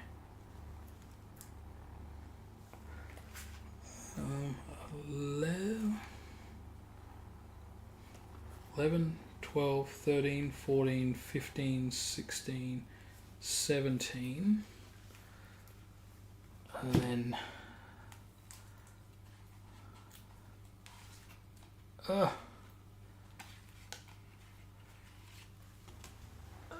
just got to double check.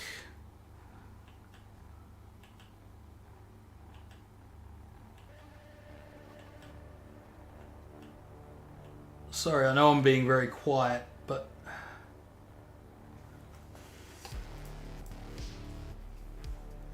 Okay, 16. So after Ebera is Kamungo.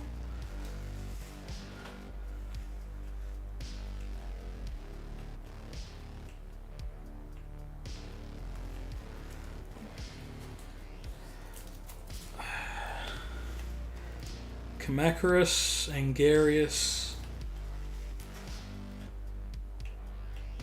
Rodan, Titanosaurus, Mechagodzilla, Miniella.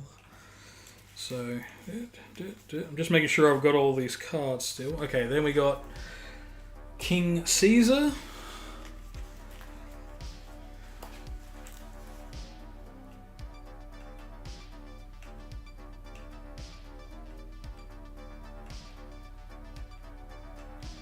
Godzilla Landing. Let's get to Godzilla Landing. And after Godzilla Landing, that then is Space Beam. And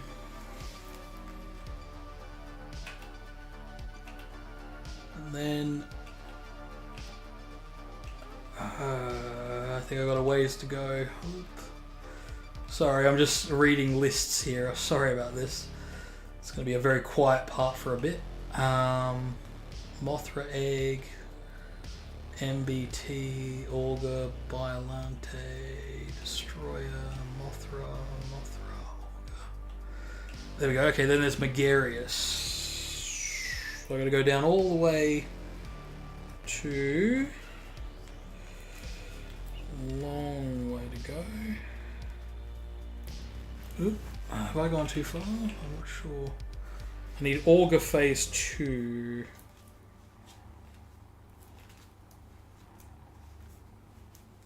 I think I've gone past it. Oops. Yep, Augur Phase 2. And then it should be Megarius and then Rodan. Okay, so there's Megarius. I got there.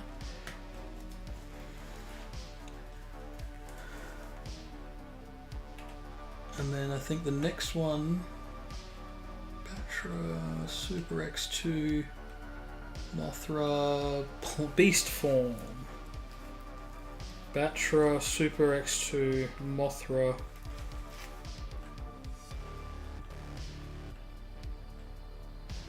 Mothra, Biolante, Plant Form. Then Fire Rodan.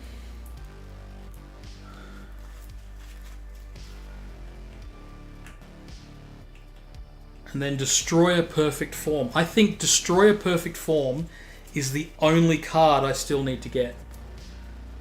I think I've literally finished everything else. If that's true, that's awesome. Yep, I think, yep, that's it. That's all I need. I'm down to one card left to collect. 17, 25, 31, 52, 58, 59, 60. Card 60, which I think I saw was $15 somewhere, I think. So, yeah.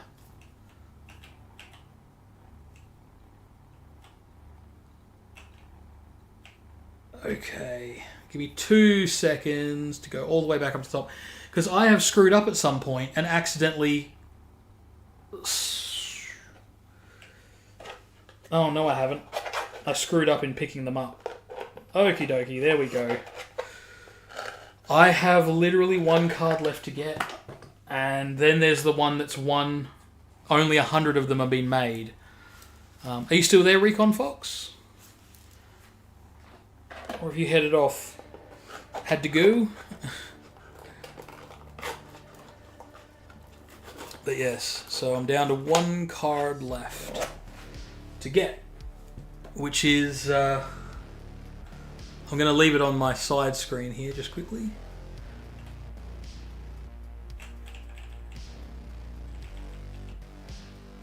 Yep, Destroyer Perfect Form. That's it. Destroyer Perfect Form is all I need to get. Let's see if I get it. So here we go. It's Gravity Beam again.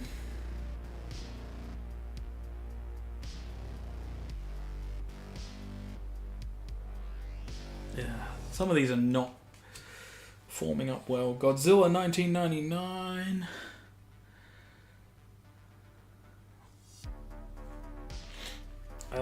Destroyer Aggregate Form. This is going to give me every other Destroyer than the one I want, isn't it? Because the next card coming up... Oh my god! I just completed my collection. I've just completed my collection. There's Godzilla versus Destroyer. And the next card is Perfect Form. Here it is. I've done it. In these 2 boxes. There's Varan. I just got to confirm that it's not a plus. And there's the original. There's the Rage card. Oh my god, I got to just get out my thing, please. There it is. Card 60. It's done. Okay, everybody, I'm off for the... No, I'm just kidding. I've still got more card packs to open. But I'm a little bit shaken actually. That is so awesome. I'm going to put that straight into my collection. and I'm done. I've gotten every single card now. Oh, that is so good.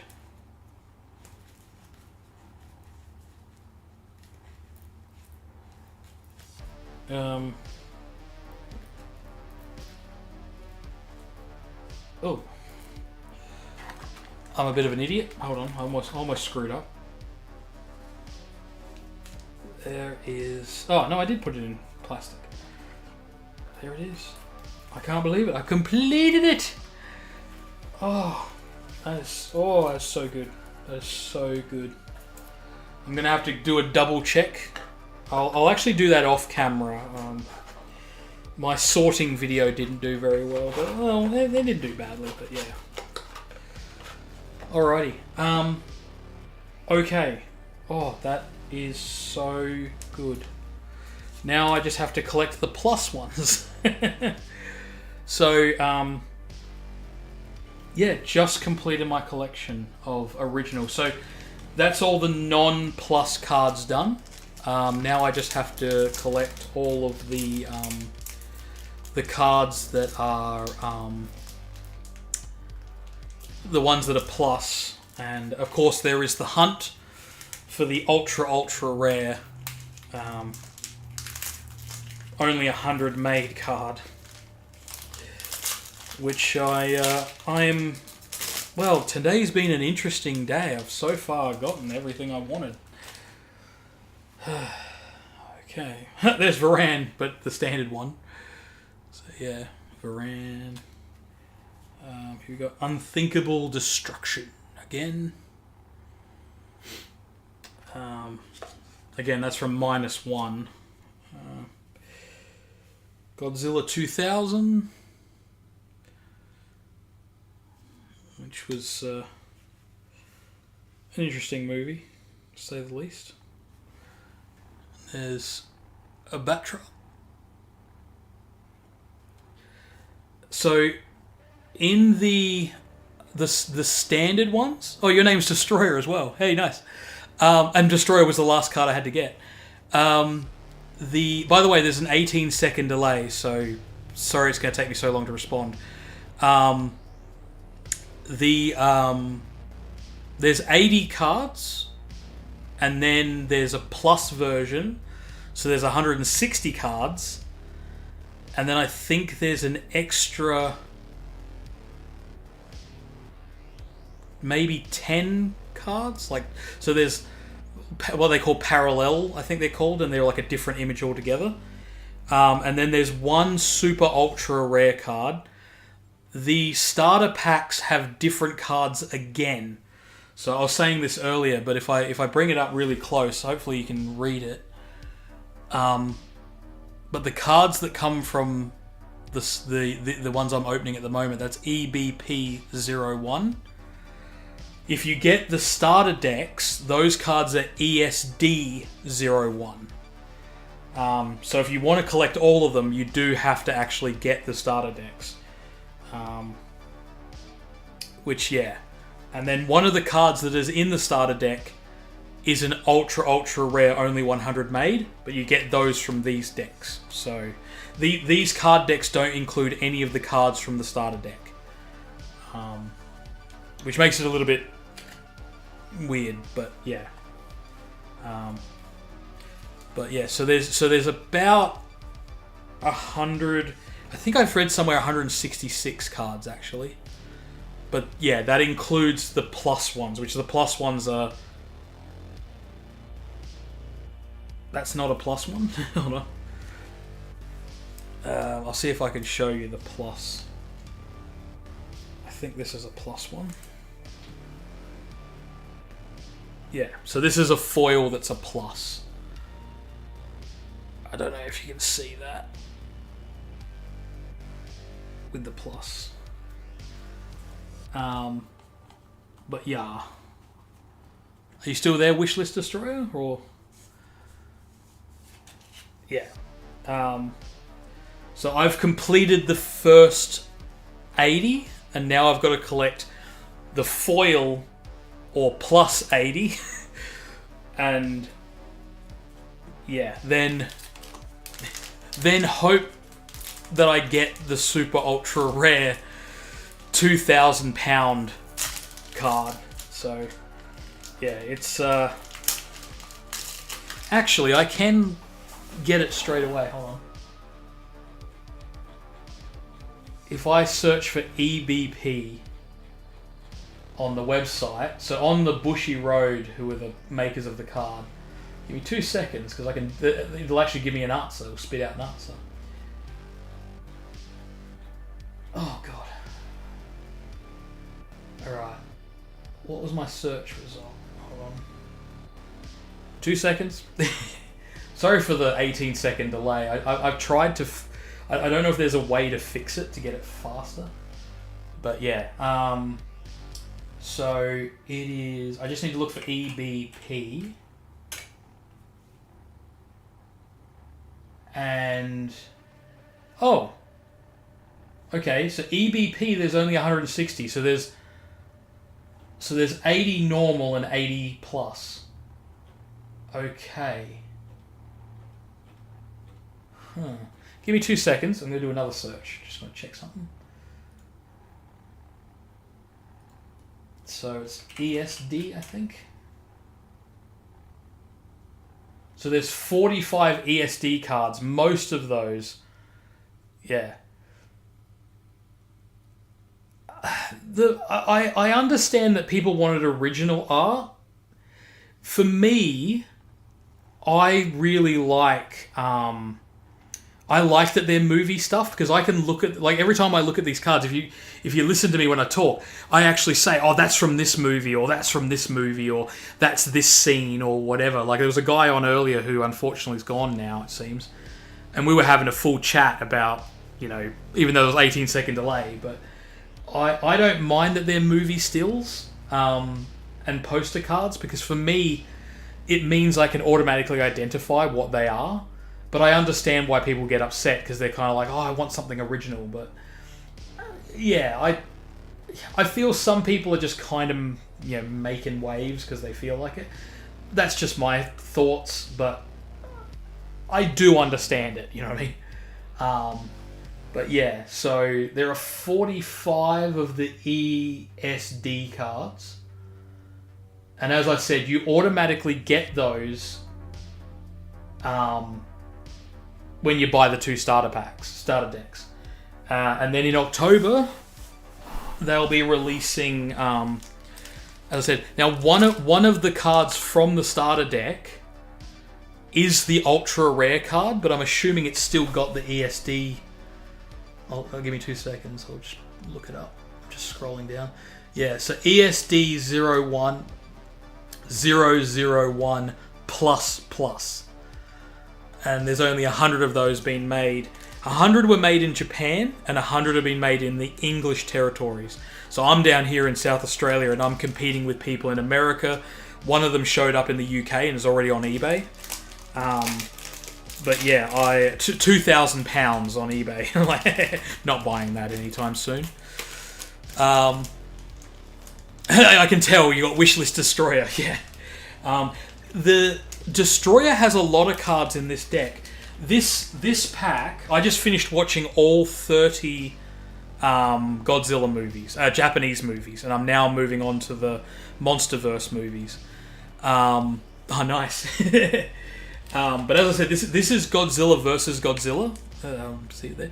So a lot of these cards are just Godzilla. So, you know, as I pull them up, you're going to see that, you know, I mean, this is Godzilla and his son. On Monster Island, and there is like Mothra and Rodan and all that, but a majority of these cards are just Godzilla.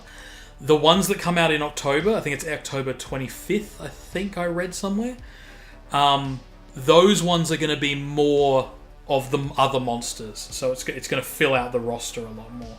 But here we go, here's Rodan 1993, and I was saying to someone earlier that he had quite a design change, because this is original Rodan.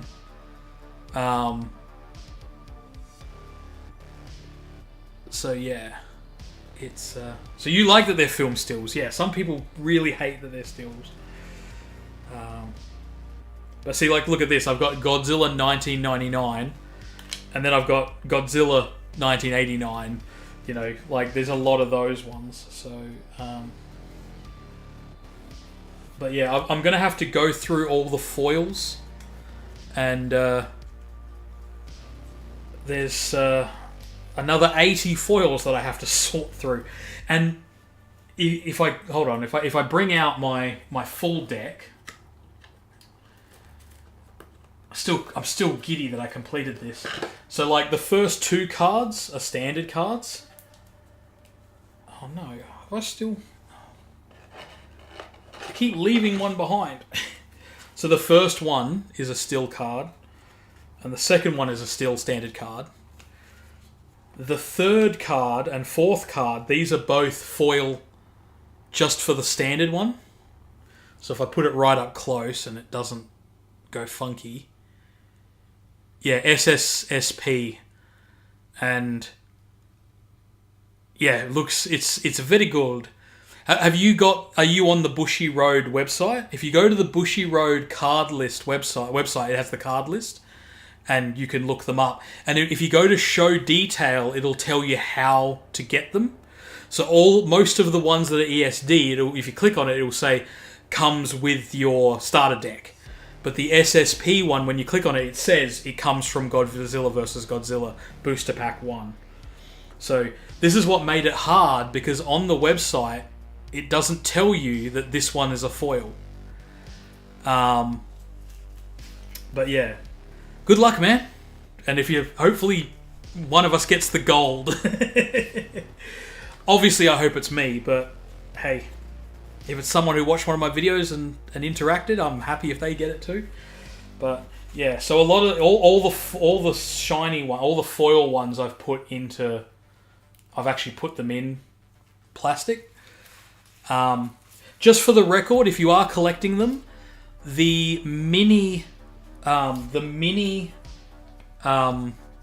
sleeves don't fit.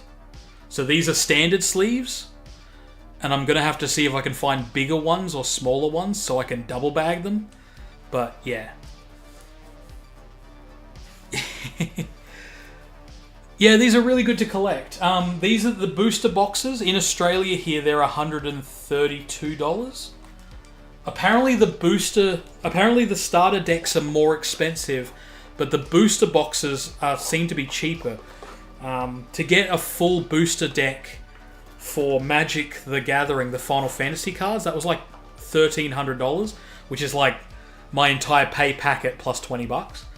So I'm not going to be getting a booster deck from them, but I don't know all the prices. So, by the way, just remember I'm 18 seconds slower than you guys. So don't think I'm ignoring you. Just yeah, this is a very stilted conversation. Do they have the card where he dies and everyone? Which one was that in? Which movie was that? I'm trying to remember. Is that one of the Millennium movies? Because the Millennium movies were so weird. Oh. If you haven't seen Godzilla Final Wars, get some mates around and watch it together and laugh your asses off. It's so stupid. That's the 2004 movie, or 2005, or whatever it was. 2004, yeah. Gorosaurus. My doubles pile is piling up. And if you haven't seen it, do not watch Attack All Monsters. It's so bad. It's so bad. Every fortnight I open a box of these. I opened 2 boxes today. But I'm still going to keep getting them. And when Booster Box 2 comes out, I'll keep doing it. But thank you for that. Hopefully I haven't been too boring. I'm still starting out and I'm not fully set up. Oh, there we go. Megarius, which is a card I needed to complete my collection today. And I've got a second one. Oh, and Kamungo, which I needed as well. And I'm actually a big Mothra fan. So you're a big Destroyer fan. I'm a big Mothra fan. After watching all of the movies and watching the Mothra standalone movie, I've become she's my well, I'm not going to say waifu, but she's my goat. She's my hero. She's my guardian. So there's a Batra thing. So we got Mothra when she just hatches. Why did I leave this packet here? And then we've got... So there's Mechagodzilla versus Caesar and Godzilla. And I need to get some more plastic sleeves. But yeah, I was all ready. I got mini sleeves, I got long sleeves. If you've never done TCG cards, what you often do is you get the mini sleeves, and what you'll do is you'll take the mini sleeve, you'll go down from the top, and then you'll put it in a normal sleeve, and then nothing can get in. But the mini sleeves were actually too small, and yeah, that sucked. So now I've got 200 mini sleeves and nothing to use them with. But yeah, these seem to be a little bit bigger than Magic cards, I suppose. It says they're the same size, but I don't know.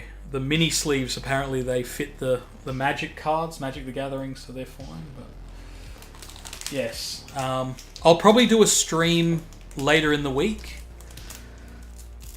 Oh yes, when he dies, from the burning Godzilla. Yes, I forgot about that. Yeah, when he melts.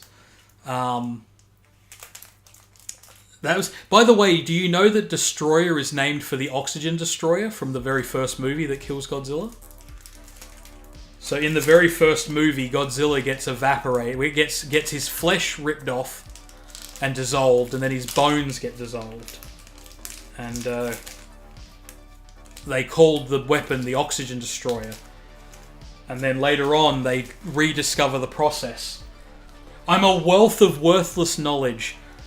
But today it actually means something, because I know I've literally... So what I've been doing is watching all of the 30 movies, and then on my side screen, because I've got 2 screens on my computer, I've been reading the Wikipedia to learn all the extra information. And so here's something for you. So I said this before. Ishiro Honda was the director of the original movie and most of the Showa movies. He didn't direct any of the Heisei movies. They took his first name,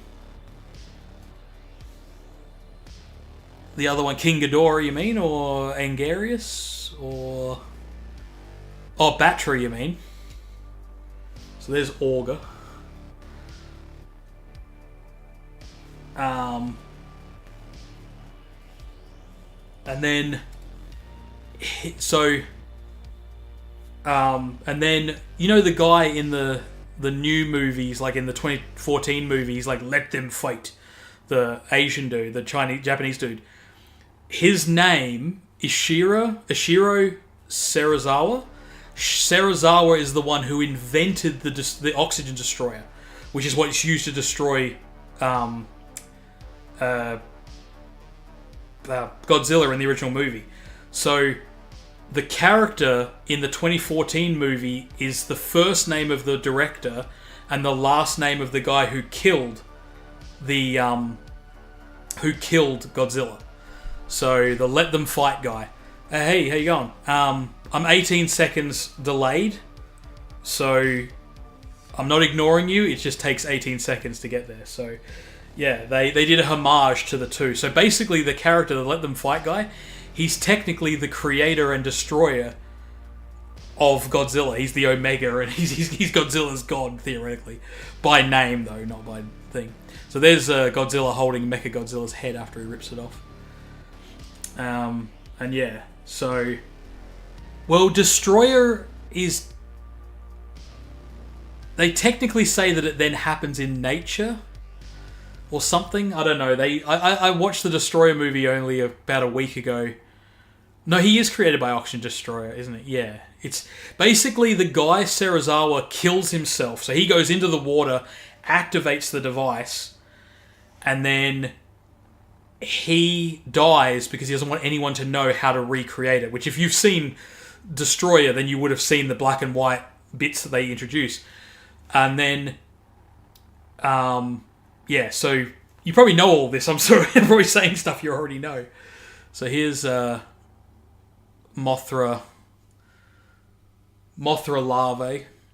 I always think the Mothra larvae, she might be my goat, but the larvae does look like a giant... It looks like a shit. It looks like a shit that got up and went for a... and crawls along the ground. But yes. But yeah, so these are Fest Godzilla, and I need to look these up because these are... Apparently they do them every year, and they're like a mini movie, and apparently they're still done by... Well, I'm guessing they're being done by Toho. But they're like just movies for the fans, and I have to look them up now because I didn't know anything about them. So there's Godzilla again. But yes. So I've got this foil one. So all of these card packs, there's 4 standard cards. Yeah, exactly. There's 4 standard cards, 2 foil cards, and then what they call a rage card. Sometimes the rage card is replaced with a 3rd foil card, or the rage card will be a foil card itself. So that's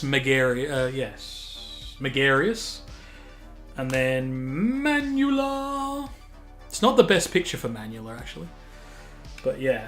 So have you seen all the movies? How many movies have you seen? Of course, I got to wait 18 seconds for your reply. But yeah, I basically decided because I'm getting the TCGs, I'm going to watch all the movies, and it got slower and slower and slower because it became a real slog. Especially the Millennium movies. Oh god. But here's the real question as well. Which form of Destroyer do you like best? I like how they made so many versions of Destroyer.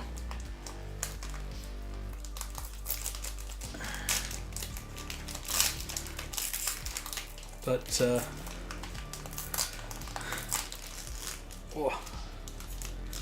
yoink. Oh. Alrighty, what do we got? Got Godzilla versus Angarius, which is kind of funny because by the end of the Showa era, they were actually best friends. There's a scene in Godzilla versus Mothra, or Godzilla versus Mothra, which was the 1961 movie, where they actually have subtitles, and Mothra talks to Godzilla and Angarius and tries to convince them to help her defeat King Ghidorah. I think it's King Ghidorah. Yeah, I'm pretty sure it's... Yeah. Yeah. And Godzilla turns around and goes, I don't want to help the humans. They bully me too much. And it's like, you walked into Tokyo and destroyed it. Like, dude, stop walking into cities and we won't shoot you, bro. It's so silly. It's like... Oh, I gotta get a screenshot of it. It's literally him. Oh, they bully me like he's a little kid. Talking about a little kid, here's Minula in his goofy form. And then Godzilla versus Mechagodzilla again. I think I showed this one earlier. So here's a cool one. This is gonna really blow up bad on the camera. I just know it. Oh, funnily enough, I got your second favorite here. So here's Mothra.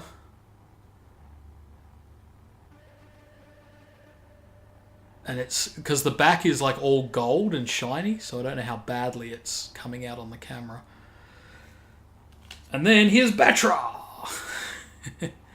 which is the same movie, 1992.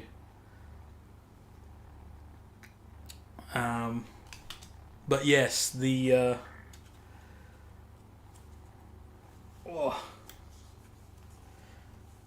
I didn't grab enough plastic sleeves by even half. I've seen the old ones and the Hollywood ones. And Shin Godzilla.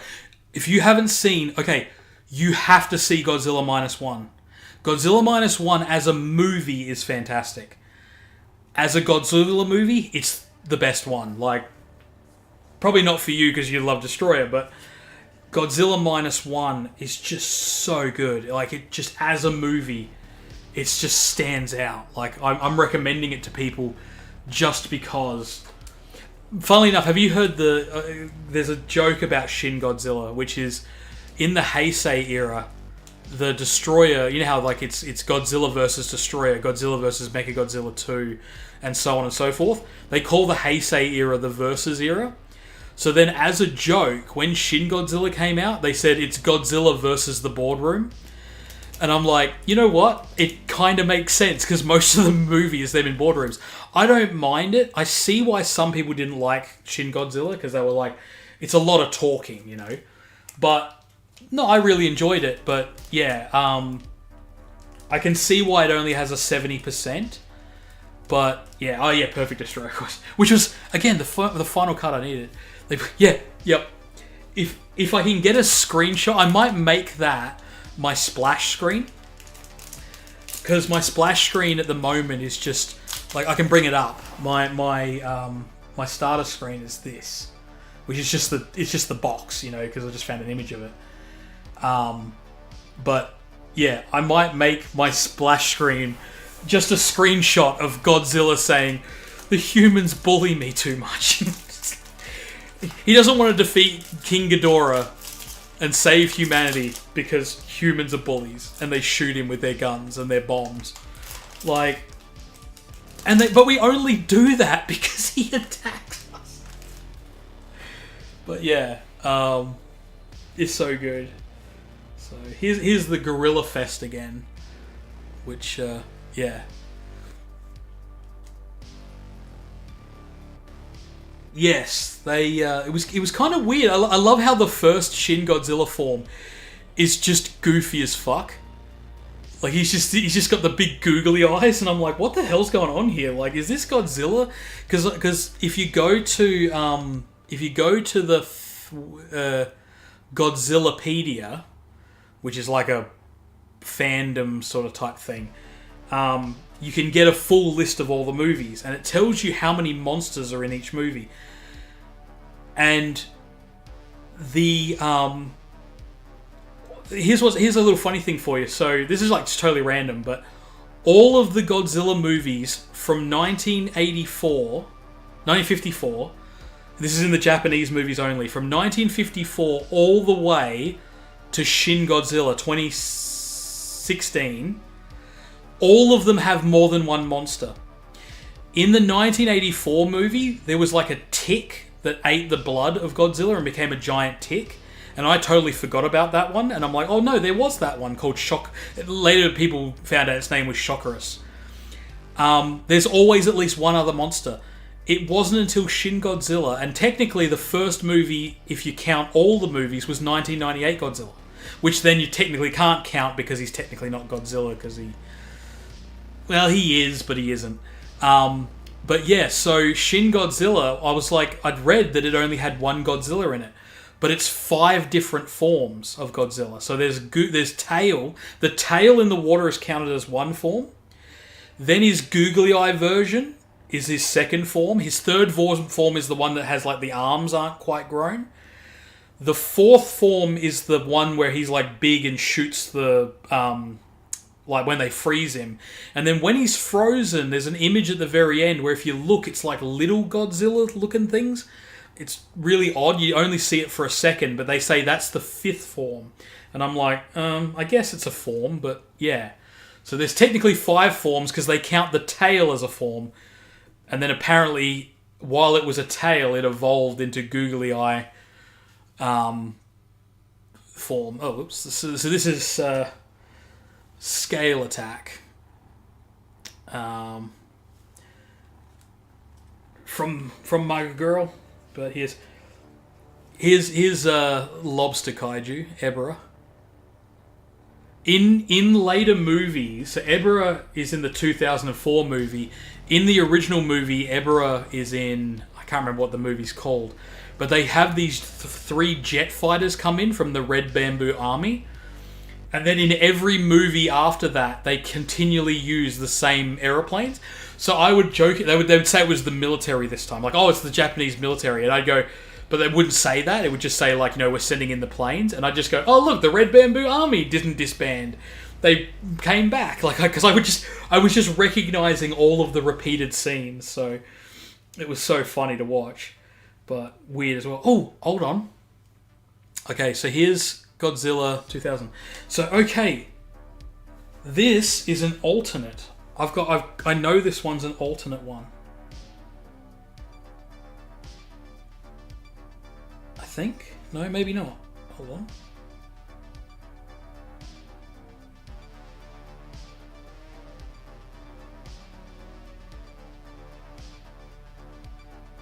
Sorry, I'm just really trying to get this. What is this? Hold on.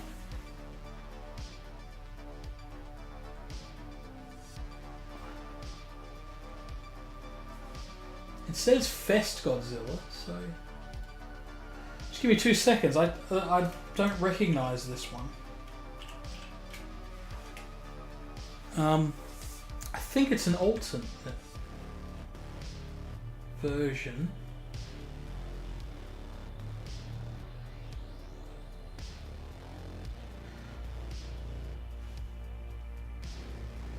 I think.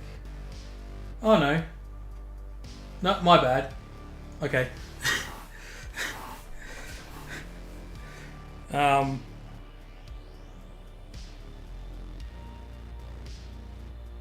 So yeah, there's a shiny of this one.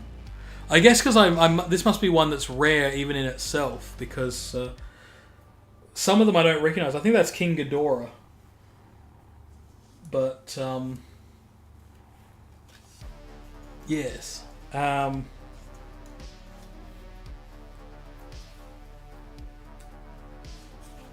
Oh, I love this. So of the rage cards are normally a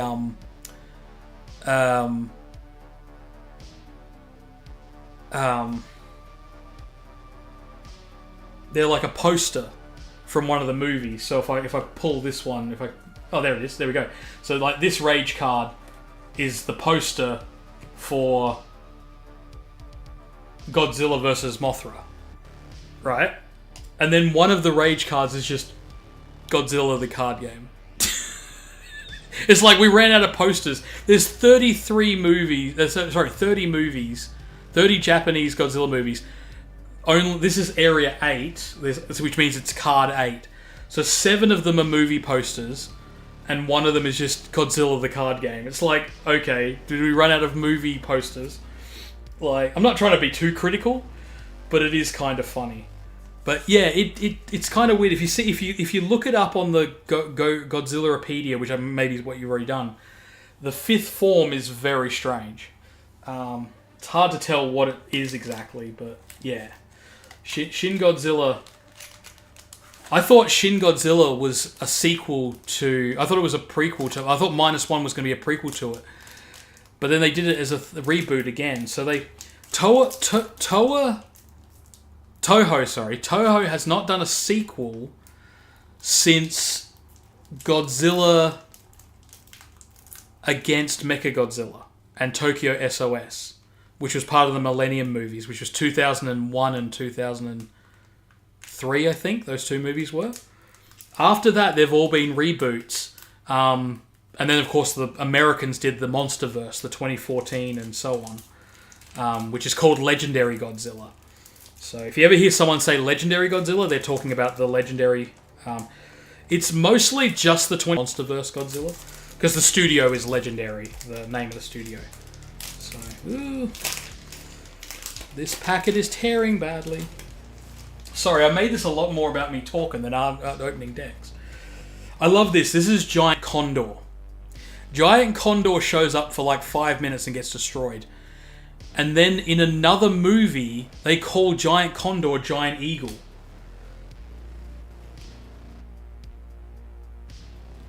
Am I breaking up?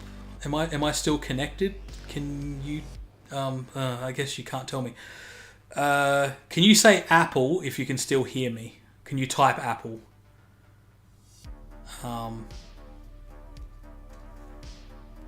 Because I'm getting a warning saying that it's not connecting properly. So there's 1989.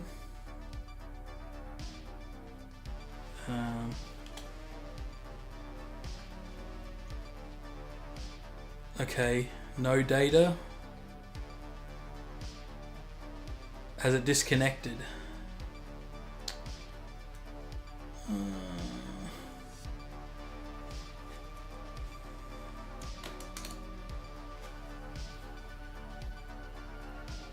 I'm gonna wait a minute to see.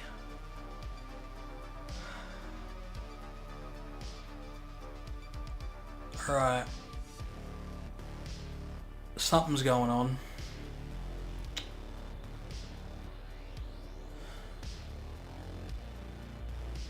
No, nothing coming through. Okay, I'm going to end the stream and then maybe come back and see if it fixes up.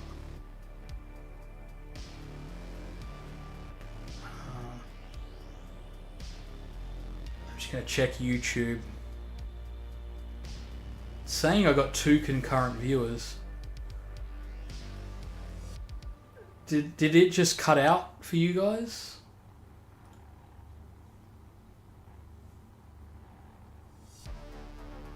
Hold on, you might hear my voice doubling up. Just saying I got 2 concurrent viewers. Okay. Alright. Did you hear me when I said to type Apple into the chat? If not, yeah, it's saying there's an error not receiving enough video. I don't know what that means. So, there's the Maser guns. Here's King Ghidorah again.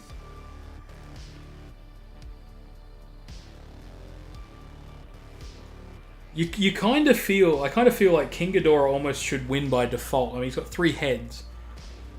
There we go. It's King Ghidorah versus Godzilla. Yeah, you got that from before? Yeah.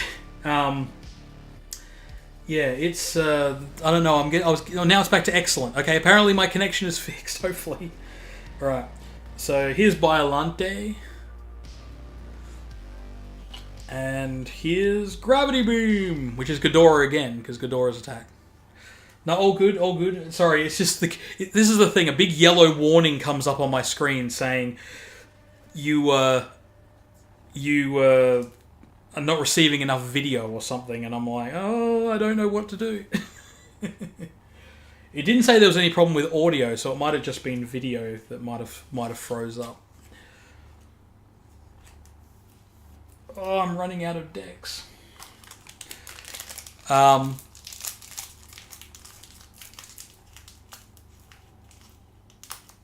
Mechagodzilla is Godzilla's son. Of course, as I said, it's weird. Have you seen... I'm guessing you've seen all the Heisei movies, which is 1984 to the Destroyer movie. There's one of them is about time travel, and it gets really confusing. There's Baragon. Baragon suddenly shows up in one of the future movies. But yeah, Godzilla versus Biollante. A lot of people love Biollante, actually. I'd heard of Biollante a lot in the past. And, not sure why Mechagodzilla. But, yeah, in the Heisei era, there's a movie where they travel backwards and forwards through time. It's Mechagodzilla 2, actually. And, that movie, you have to imagine... Well, not imagine. They don't explain it properly, but basically it's one timeline. So, Godzilla in 1954 comes up, the original movie happens, and then that Godzilla gets killed by the Oxygen Destroyer. Then... But before that, at the start of that movie, there's Godzillasaurus, right? So Godzillasaurus, the first one, that gets transported to the Bering Sea, and then a Russian nuclear sub crashes on top of it and nukes that Godzillasaurus and makes the Godzilla that shows up in the 1984 movie, the Heisei movies, right? Another Godzillasaurus was on the island, and that one gets nuked and then goes to Japan in 1954 and then ends up getting killed by the Ocean Destroyer. The people from the future, they think that like time has changed it, but they haven't actually changed it. All they've done is made it happen the way it happens. If you've ever seen the movie 12 Monkeys, it's like that. In 12 Monkeys, sorry for a spoiler, but nothing he does changes anything because it's already happened. That's why in the movie he sees himself get shot, and then later in his dreams, and then later on you find out that he was a kid at the airport and saw himself get shot because time is one long continuous. But the movie doesn't explain it properly, so it's like really confusing because they're like, we went back in time and deleted Godzilla, but everyone still knows who Godzilla is. And I'm like, but if you deleted him, then you wouldn't know who Godzilla is. But it's like, no, the people from the future think they can change the time. They can't change time. Time is constant. So yeah, if you ever watch that movie, if you haven't watched it already, or you watched it and were confused, that's what it's talking about. I think if there's 45 ESD cards and 160, so there should be 205 cards. You watch the one where they made King Ghidorah the hero. I love that. King Ghidorah is now the good guy. Or you mean when they made him originally? Oh, the Exilians... Well, no, the Exilians didn't make King Ghidorah. Oh, yeah, the three little Ghidorahs. Yes, that movie. Yeah, that's the one I'm talking about. Yes. The three little freaky pet things. That movie, when you watch it, it's confusing. Because they make it seem like Ghidorah shouldn't exist. The Godzilla, no one should know who Godzilla is. But they do, and it's because there's two Godzillosauruses and two Godzillas. One that got nuked on Bikini Atoll, and then one that was transported by the Futarians. I know it's a terrible name. So many of these Japanese names probably sound good in Japan, but when they translate them to English, you get Exilians and Futarians. Yes, that's the official name, is Futarians. But yeah, to basically erase all the confusion, all you have to realize is it's one timeline. You can't change time. They think that they did something different by transporting him. They'd always done that. They just didn't know that they'd done that. So yeah, again, I hope I haven't spoiled the movie 12 Monkeys. If you haven't seen 12 Monkeys, really good movie to watch. Knowing the ending, like knowing that from the ending, doesn't really change the movie. But yeah, it's a time travel movie. Where it's got Bruce Willis and stuff.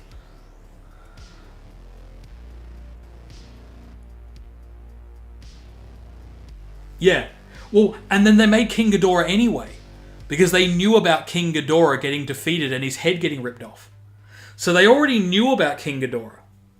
And that kind of... You're supposed to... Basically what they do is, I think they kind of expected the audience to be smart enough to connect the dots. But I got to admit, I'm usually pretty good with these things. I completely missed it. I'm going, why do they keep talking about Godzilla? Godzilla's dead. Like, they shouldn't know who he is. Like, they killed him, didn't they? And then it's like, no, because it's one timeline. I had to Google it. And then people argue because the guy writes a book about what happened. And I'm going, yeah, but I reckon he figured it out. And he went, oh no, I have to write the book like you can change time. And then basically rewrites his own book. Yeah, true. Well, the funny thing is that I think it's because a lot of people mix up time travel movies. But yeah, people are pretty dumb sometimes. I think the worst thing that people do is they get an idea in their head and they then get like confirmation bias. So, you seen the movie Signs? I'm going to wait a little while and just tell me if you've seen the movie Signs while I open this pack.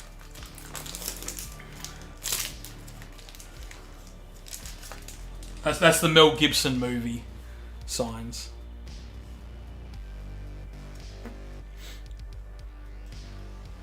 Yes. Okay, so you've probably heard people say, oh, the Signs aliens are really dumb, right? And don't get me wrong, they are, but they're not dumb for coming to Earth. Because here's the thing you got to remember. We go to the Marianas Trench. The Marianas Trench will kill a human like that, right? We go to the top of Mount Everest. Mount Everest would kill a human, well, probably count to 5 and then snap, you freeze to death, right? We go to the moon. We want to go to Mars. We go to planets where we would die instantly. We go to space. The aliens coming to Earth is not the dumb part. Obviously, there's something on Earth. It even says they avoid lakes and rivers and water sources, right? Because people say, oh, the movie's dumb because the aliens go to Earth where all the water is. And I'm like, you've seen the movie, watch any movie that's about space travel, right? The aliens coming to Earth is not the problem. The problem is they can travel through space but can't get through a wooden door. That's the dumb part, right? Oh, they can't get through a wooden door. The fuck, bro? You know, travels millions of miles through space, can't beat a piece of wood. That's the dumb. But the part that... So everyone comes along and goes, oh, they're dumb for coming to Earth because that's where all the water is. And I'm like, but remember the movie Avatar? The movie Avatar has deadly beasts, and I don't think it has oxygen and doesn't have... Like, think of any movie where we have to go and terraform a planet. We go there to begin with, and it's a totally lethal environment. Then we terraform it to make it available for us. We go to... Like, technically, if we said tomorrow that the moon had oil on it, and it was enough oil to justify setting up an oil drill, we would do it. Right? Even though the moon is really, really lethal. So what I'm saying is that people get an idea in their head and they go, oh, it's so dumb they come to Earth. And I'm like, that's not the dumb part. The dumb part is a wooden door beats them. You know? But I've seen like 50 videos where they're like, the dumbest thing about Signs is they come to a planet with water on it. And I'm like, no. And it's that simple. So people are not, you know, like too stupid. It's just that we get an idea in our head like, oh, that's dumb, but we don't think about it. As I said, think of my examples. Mount Everest, the Marianas Trench, just going to Antarctica or Arctic Circle, or again, going to the moon or whatever. These are places that are so lethal to humans. Why do we go? Because there's something there to get. And whether that is a hubris, most people who go to Mount Everest, it's just hubris. Oh, look, I climbed Mount Everest. But yeah, going to a lethal environment, we do it all the time. Human race has done it for generations. Hell, think about this for a moment. Do you know what kills humans? Do you want to know what one of the biggest killers of humans is? Water. Think of all of the ships, all the age of sailing. Think about the fact that if you fall asleep in the bathtub, you can drown. You know, little kids, I know it's terrible to bring it up, but little kids who, you know, don't know how to swim and fall in a swimming pool. Water kills us too. We still keep swimming pools. You know, I know it's a weird way of looking at it, but yeah. Sorry, I know I'm kind of belaboring the point. I know, sorry, but that thing about Signs just has always gotten me because it's like, oh, there's so many more dumb things in this movie. Like, I haven't even seen Signs, by the way. Sorry, but there's -1. But yeah, it's there's a lot of movies where people say, oh, you know, this scene is stupid or that's dumb or whatever. But really, if you think about it, it's like, no, we do that. You know? See, one of the movies that I always think is funny, getting into Signs, because the M. Night Shyamalan, there's the... I think this is just before... I think this is where he's powering up when they're fighting him in the boats in -1. I actually find The Happening to be scary. The movie is dumb, but imagine if trees did try to kill us. And as The Last of Us, the video games have shown us, trees have evolved ways to affect animals and make them go crazy. I mean, if you even think about drugs, a lot of the reason why drugs affect us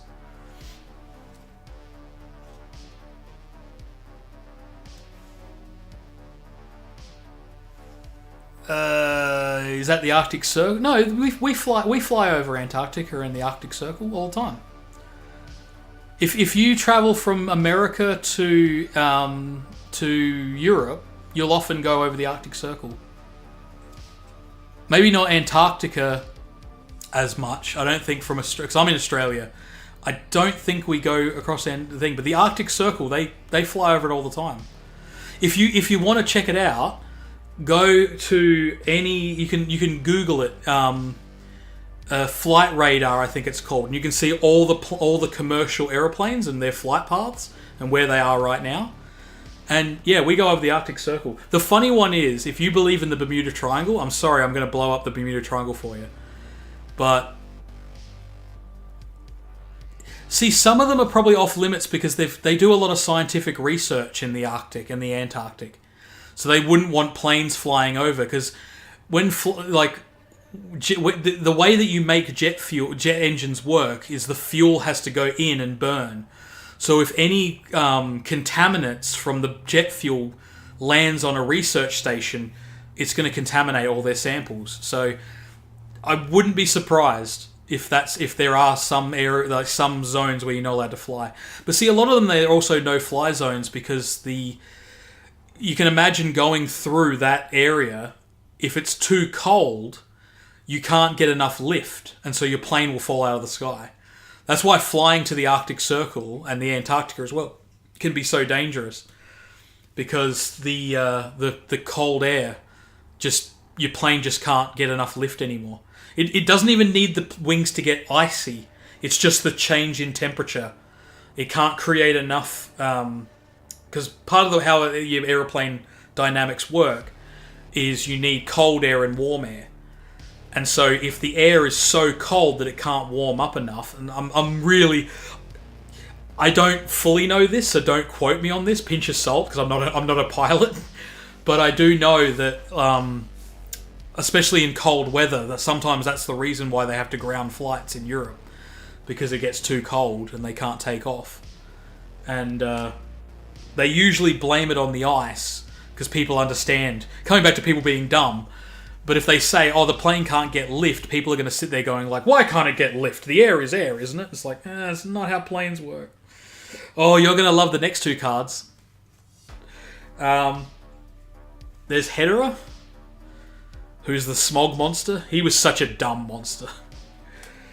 And then, oh, here we go. We got a shiny, Mechagodzilla shiny. Foil. And here we go. We got Destroyer flying form.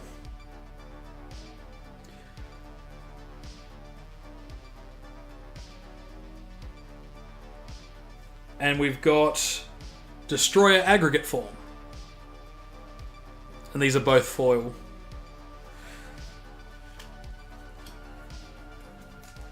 As I said, they've got this booster packs 1. They have most of the destroyers, I think. They've got the flying form. They've got the aggregate. They've got the perfect form. The only one I don't think they've got is, the small ones? Unless this is the small ones, the aggregate form. I think aggregate form is when he first forms together. I think it's like when he becomes like one form, but then not the full end of the movie one, where he's got like his chest is a thing. I think that's what it is. But yeah, some of the monsters, they only have, like King Ghidorah, there's only like a couple of cards with King Ghidorah. But they said that in the booster pack 2, which comes out in October, they're going to add King Kong, I think they said, and thing. I don't actually. There's a couple of reasons why I don't believe there's an alien base down there. Firstly, just going by pressure alone, it would be a dumb place to go, even for an alien species. Because I don't know if you ever watched Futurama. There's a really funny moment in Futurama where they take the well, this is what I'm going to explain. So here's something to think about. This might trip you out, dude. So, okay, in the show Futurama, there's an episode where they're gonna dig down to find oil, so that Bender can celebrate Robonica, whatever it is. It's like Hanukkah but with robot in the front, and it's a made-up holiday, but it needs real oil, not synthetic. And they tunnel down, and he goes, and the professor says, we're at 1,000 atmospheres. And Fry says, or Leela says, one of them says, how many atmospheres can this spaceship take? And he goes, 1. Because a spaceship only has to go into the atmosphere, which would be 1 atmosphere worth of pressure. Whereas the bottom of the Marianas Trench is 1,000, I think it's 2,000 atmospheres. So if you took a spacecraft, so the spacecrafts that go to the moon and all that, if that wouldn't even reach the mouth of the Marianas Trench before it would start to break apart. Yeah, it's a crazy thought. Your brain is probably saying right now, oh, but it's like, yeah, because the Marianas Trench, that water pressure is so extreme that's why it's so hard. So I know you're talking about aliens, but aliens technically would still only have, their spaceships would be designed for 1 atmosphere. I guess they could always design something more powerful, but you know what I mean? I know it's kind of productive, but you'd have to go with the imagination. Like, here's the joke: if we built a spaceship that could somehow travel the speed of light, it would still not be able to go into the Marianas Trench. Well, that's the assumption that they're 1,000 years ahead of us. See, the biggest problem with aliens is, and I'm not trying to, bust any bubbles here, I wish there were aliens. Because it would mean that we could travel to other worlds. The problem is we can't go the speed of light. And you have to remember that the nearest star to us, it would take us a year if we travel at the speed of light. We travel significantly slower than the speed of light. So 1 light year, I think the fastest we can theoretically go, I think it would take us like 700 years, I think is the fastest we could get there. And that would be if we had enough fuel to maintain that constant speed. Because even with the concept of a body in motion stays in motion, gravity effects are still in the universe. In fact, until we reach the edge of our universe, we are still under the sun's pull all the way. Then we hit, I can't remember what it's called, but where all the rocks and shit are. Where the what's that probe Voyager when it left our universe. So Voyager now, if it was to lose power, theoretically would travel until it reaches another star, unless it hits something and explodes, because it's now escaped any gravitational force from the sun. So if Voyager had lost power prior to reaching the edge of our solar system, it could have fallen into an orbit and then orbited around the sun for forever until it deteriorates. But now that it's gotten past the atmosphere, so again, an alien spacecraft doesn't need to be stronger than 1 atmosphere, because all it ever does is goes into an atmosphere. To design it to go to the Marianas Trench would be a waste, because it's like, why are you developing it that way? Like, it's overkill. It's like using a gun to nail down a hammer down a nail. Now, just all of this, I'm not a scientist. I'm literally a baggy-ass milkman from Adelaide, which is in South Australia. I'm not an expert on any of this, but it is interesting. Like, yeah, it's a crazy world. It's a crazy universe. But, as I said, I wish there were aliens. And I do hold like a little bit of like maybe. But realistically speaking, unfortunately, the universe is just too big.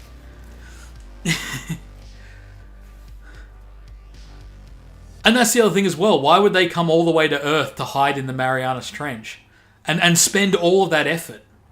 Because remember, even if they built a space with 1,000 years worth of tech, like, even to put this into perspective, well, see, they'd be more likely to park on the moon. Like on the dark side of the... Maybe not the dark side. Well, yeah, they'd be easier to park on the dark side of the moon. Or on any other planet, for that matter. Because even with the Marianas Trench, we can sonar the Marianas Trench. That's why we know how deep... Well, we theoretically know how deep the Marianas Trench is. But see, that's the thing. At that depth of the ocean, you can't see the surface. So here's something interesting. Have you ever seen the movie Enemy of the State? The Will Smith movie from the 90s? Even in 1,000 years' time, with the most bestest camera technology, we could never see a human face on Earth. If that movie gets it wrong, right? In the ionosphere, I think it's the ionosphere, and all the rest of the space, you can only focus so much because you're literally looking through what is effectively a soup, right? So and to show you how this works, because I actually did this. I used to work for a paintball field, and we wanted to get photos.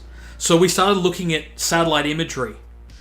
And even with the most expensive satellite imagery, the images were blurry as shit, right? We couldn't get any better than Google Earth, right? You remember Google Earth? But here's the joke.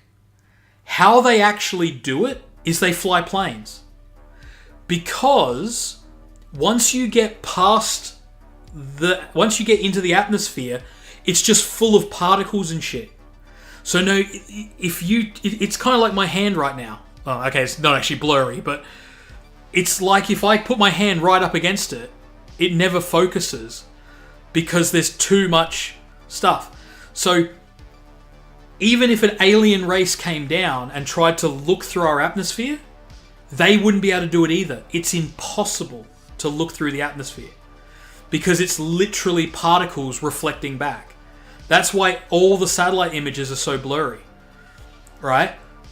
Once you try to zoom in, it just gets blurrier and blurrier and blurrier because you're picking up all of those little particles in the air. It's like if you walk into a dusty room. The atmosphere is like a dusty room permanently. And yeah, we looked into it and it cost us... I was spending personally $2,500 a month to get images of the paintball field from the sky. And I could go around and look anywhere. I could go to America or whatever.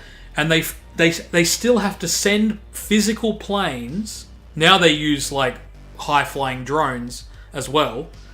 But they still have a plane goes over and the wings are covered in cameras.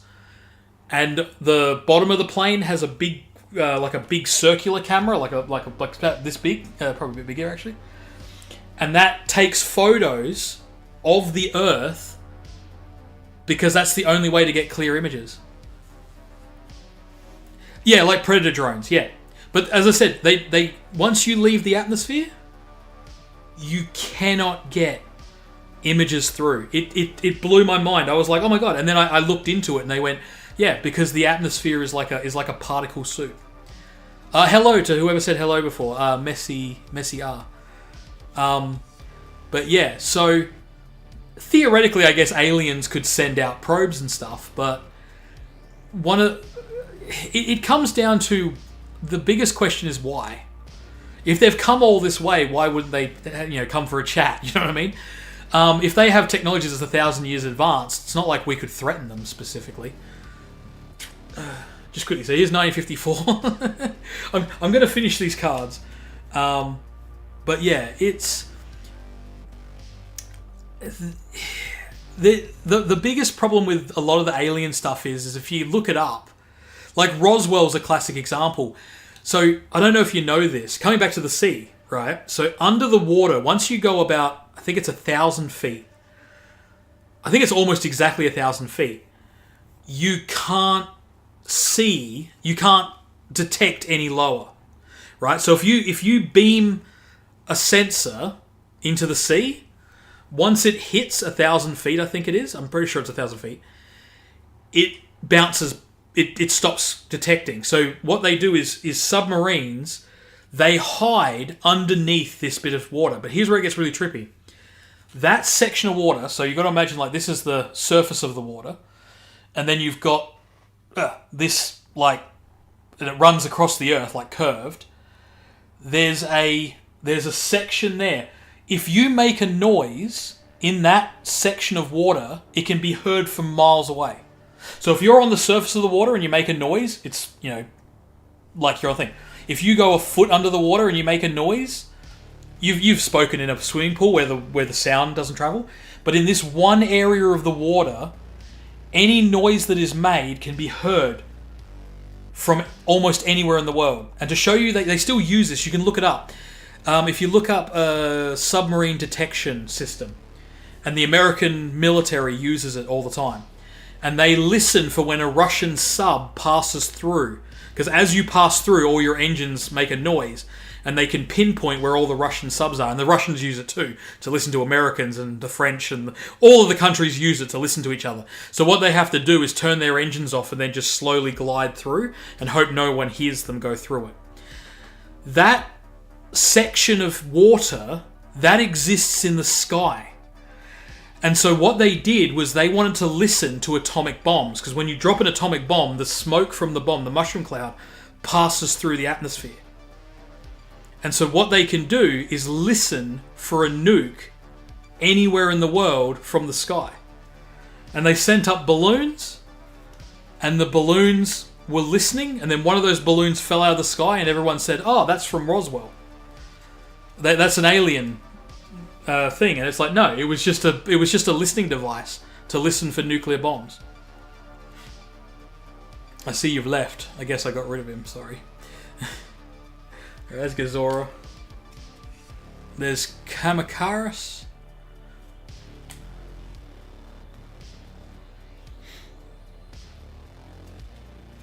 Oh, I got 3 interesting ones.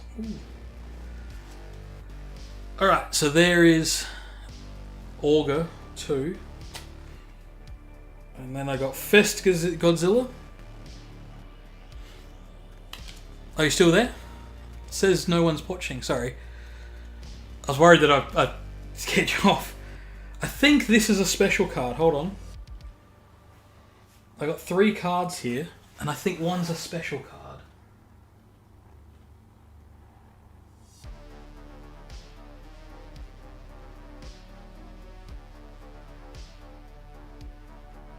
Yeah, okay. This is an alternate card. So, the... No, they didn't. They just recovered... It was... The cover-up... Everyone said it was aliens, and they said, yes, it's aliens. Or pretended. You can actually find photos now that have been declassified from Roswell. So what happened with Roswell was, as I said, it was a balloon with speakers. And it was a weather balloon, basically. So they weren't lying when they said it was a weather balloon. And it popped and fell into a field. And they needed to come up with a story. So they said, oh, it's light off of the thing or whatever. And then people said, I reckon it's an alien spacecraft. And the soldiers were like, no, it wasn't an alien spacecraft. And then everyone went with that. And the government was like, okay, cool. Let everyone believe that. But it was to trick the Russians. Because they didn't want the Russians to know they could hear their bombs. So if you actually look up old declassified... Because all these documents are declassified now.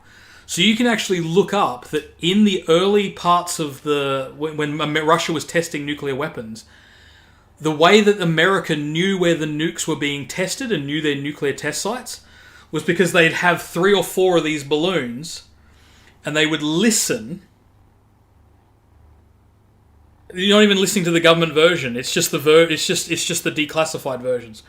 So you can actually pinpoint. They still technically would use it today, but we found a better way to do it. We found because the problem was several of these balloons fell out of the sky, right? Because over time they deflate or whatever, and they're all covered in heavy equipment. Wait, it's my cat meowing there. But yeah, it's crazy to think, and even today they still fly through it and listen to stuff just for fun. Some of the research they do with it has to do with birds and stuff, because there's certain birds that fly in this particular spot where the thing is, and you can hear the birds from miles away, and you can triangulate their position.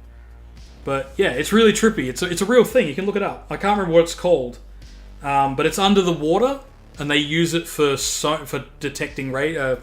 You literally put an underwater microphone. It's not even a sonar. It's just a microphone, and you just listen for when submarines pass up and down. And it's why if you have a submarine, you have to tell them where you're going to go and dive to. And if you don't tell them, they come and arrest you. And you're like, how'd you know I was here? And it's like, because we could hear you. Like, we could hear your submarine traveling 1,000 feet. Most submarines don't go 1,000 feet, but yeah. And I used to be big on the whole Roswell stuff as well, man. I did. And I'm not trying to tell you not to believe in it. Like, question and stuff like that. But yeah, I was watching a thing about it, and it was really cool to learn. It was really cool to learn that the Roswell thing was just a whole bunch of microphones, and you can, as I said, you can actually, if you look at the descriptions and some of the early photographs, you can later see when they decommissioned the project, you can see the exact same setup, like photos that the government. So these were all like decommissioned in the 80s and 90s, especially the 90s after the Berlin Wall fell. And the problem is no one looks it up. And I'm not even sure where you go to look it up. I think some of it's at the Smithsonian, so you'd have to go to America. I don't know if you're in America. I'm in Australia, but you can actually go and you can actually like read up and look at the photos and all sorts of stuff. Just to show you, Vietnam. The Vietnam was started with the Gulf of Tonkin incident, and a lot of people believe that the Gulf of Tonkin incident was faked. In the 90s, they actually decommissioned those files. And yeah, the Gulf of Tonkin incident was completely faked. The America faked that incident, the American military, to be able to go in and start to escalate the Vietnam War. It started off as a military action, and then they turned it into a war. But yeah. Now this card here is a variant card. Sorry, I should show that here. So give me 2 seconds.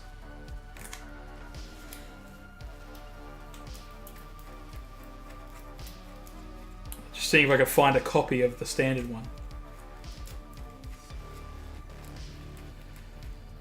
Okay, I'll look in my proper ones, but yeah, there's so in my normal cards, I'm gonna put this into my normal deck. So on top of just a shiny version of a normal card, so I've already got that one. There's also variant cards, or I think they call them parallels. So this is card 11. 1, 2, 3, 4, 5, 6, 7, 8, 9, 10. Hold on. 1, 2, 3, 4, 5, 6, 7, 8, 9, 10. Yeah, 11. Okay. So this is the standard one. And then, so that's so I'll show you. I'll see if I can bring it up. That's 11. And then this one, you'll see. Oh, it's going to just be reflective, isn't it? It's a foil and its thing, but will it come up? I don't know if you can see. It's 11 plus.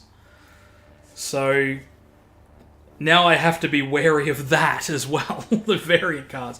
I think there's only one that's a variant, though, that's like that. So I'm going to have to look. But now I officially have all of the... I think. My laugh sounds desperate. It should sound desperate because I'm like, please don't tell me I've got to look even for more cards. But yeah, okay, last pack. I think I've been recording for 2 hours. I don't know how long I've been recording for. My cat is getting crazy. My pussy is going crazy. I don't know if you've seen Scary Movie 2. That's a line from Scary Movie 2. But yeah, don't get me wrong, there's a lot of shit that the government lies about. I know, but it is interesting. You can find this information out. It's just not... No one's interested. Newspapers aren't interested. Like the Golfer Tolkien thing, you'd think that the newspapers would be interested, but they were like... They reported it. They said, oh, it turns out that the Golfer Tolkien was faked. And some people got upset, but most people were like, oh yeah, well that was 30 years ago, so... Okay. You know, we don't want to talk about Vietnam anymore. We lost, you know. But yeah, the newspapers reported it, but no one cared. They decommission stuff all the time, so it is interesting to read up on it. Fire Rodan. I think Fire Rodan was in. Was Fire Rodan in the Destroyer movie? Now I'm trying to remember. There's King Caesar again. Alrighty. And then we've got... Oh yeah, original Godzilla poster. And then... We got that one. Godzilla powering up. I think that's when he powers up just before they blow his head off. And then we've got... I always think this is like... He's like half derpy face, because his face looks sunk in. I don't know if it was a different suit or just the angle. Because apparently they used the same suit for most of the Showa era, so... I'd have to look up how many different suits we made, but...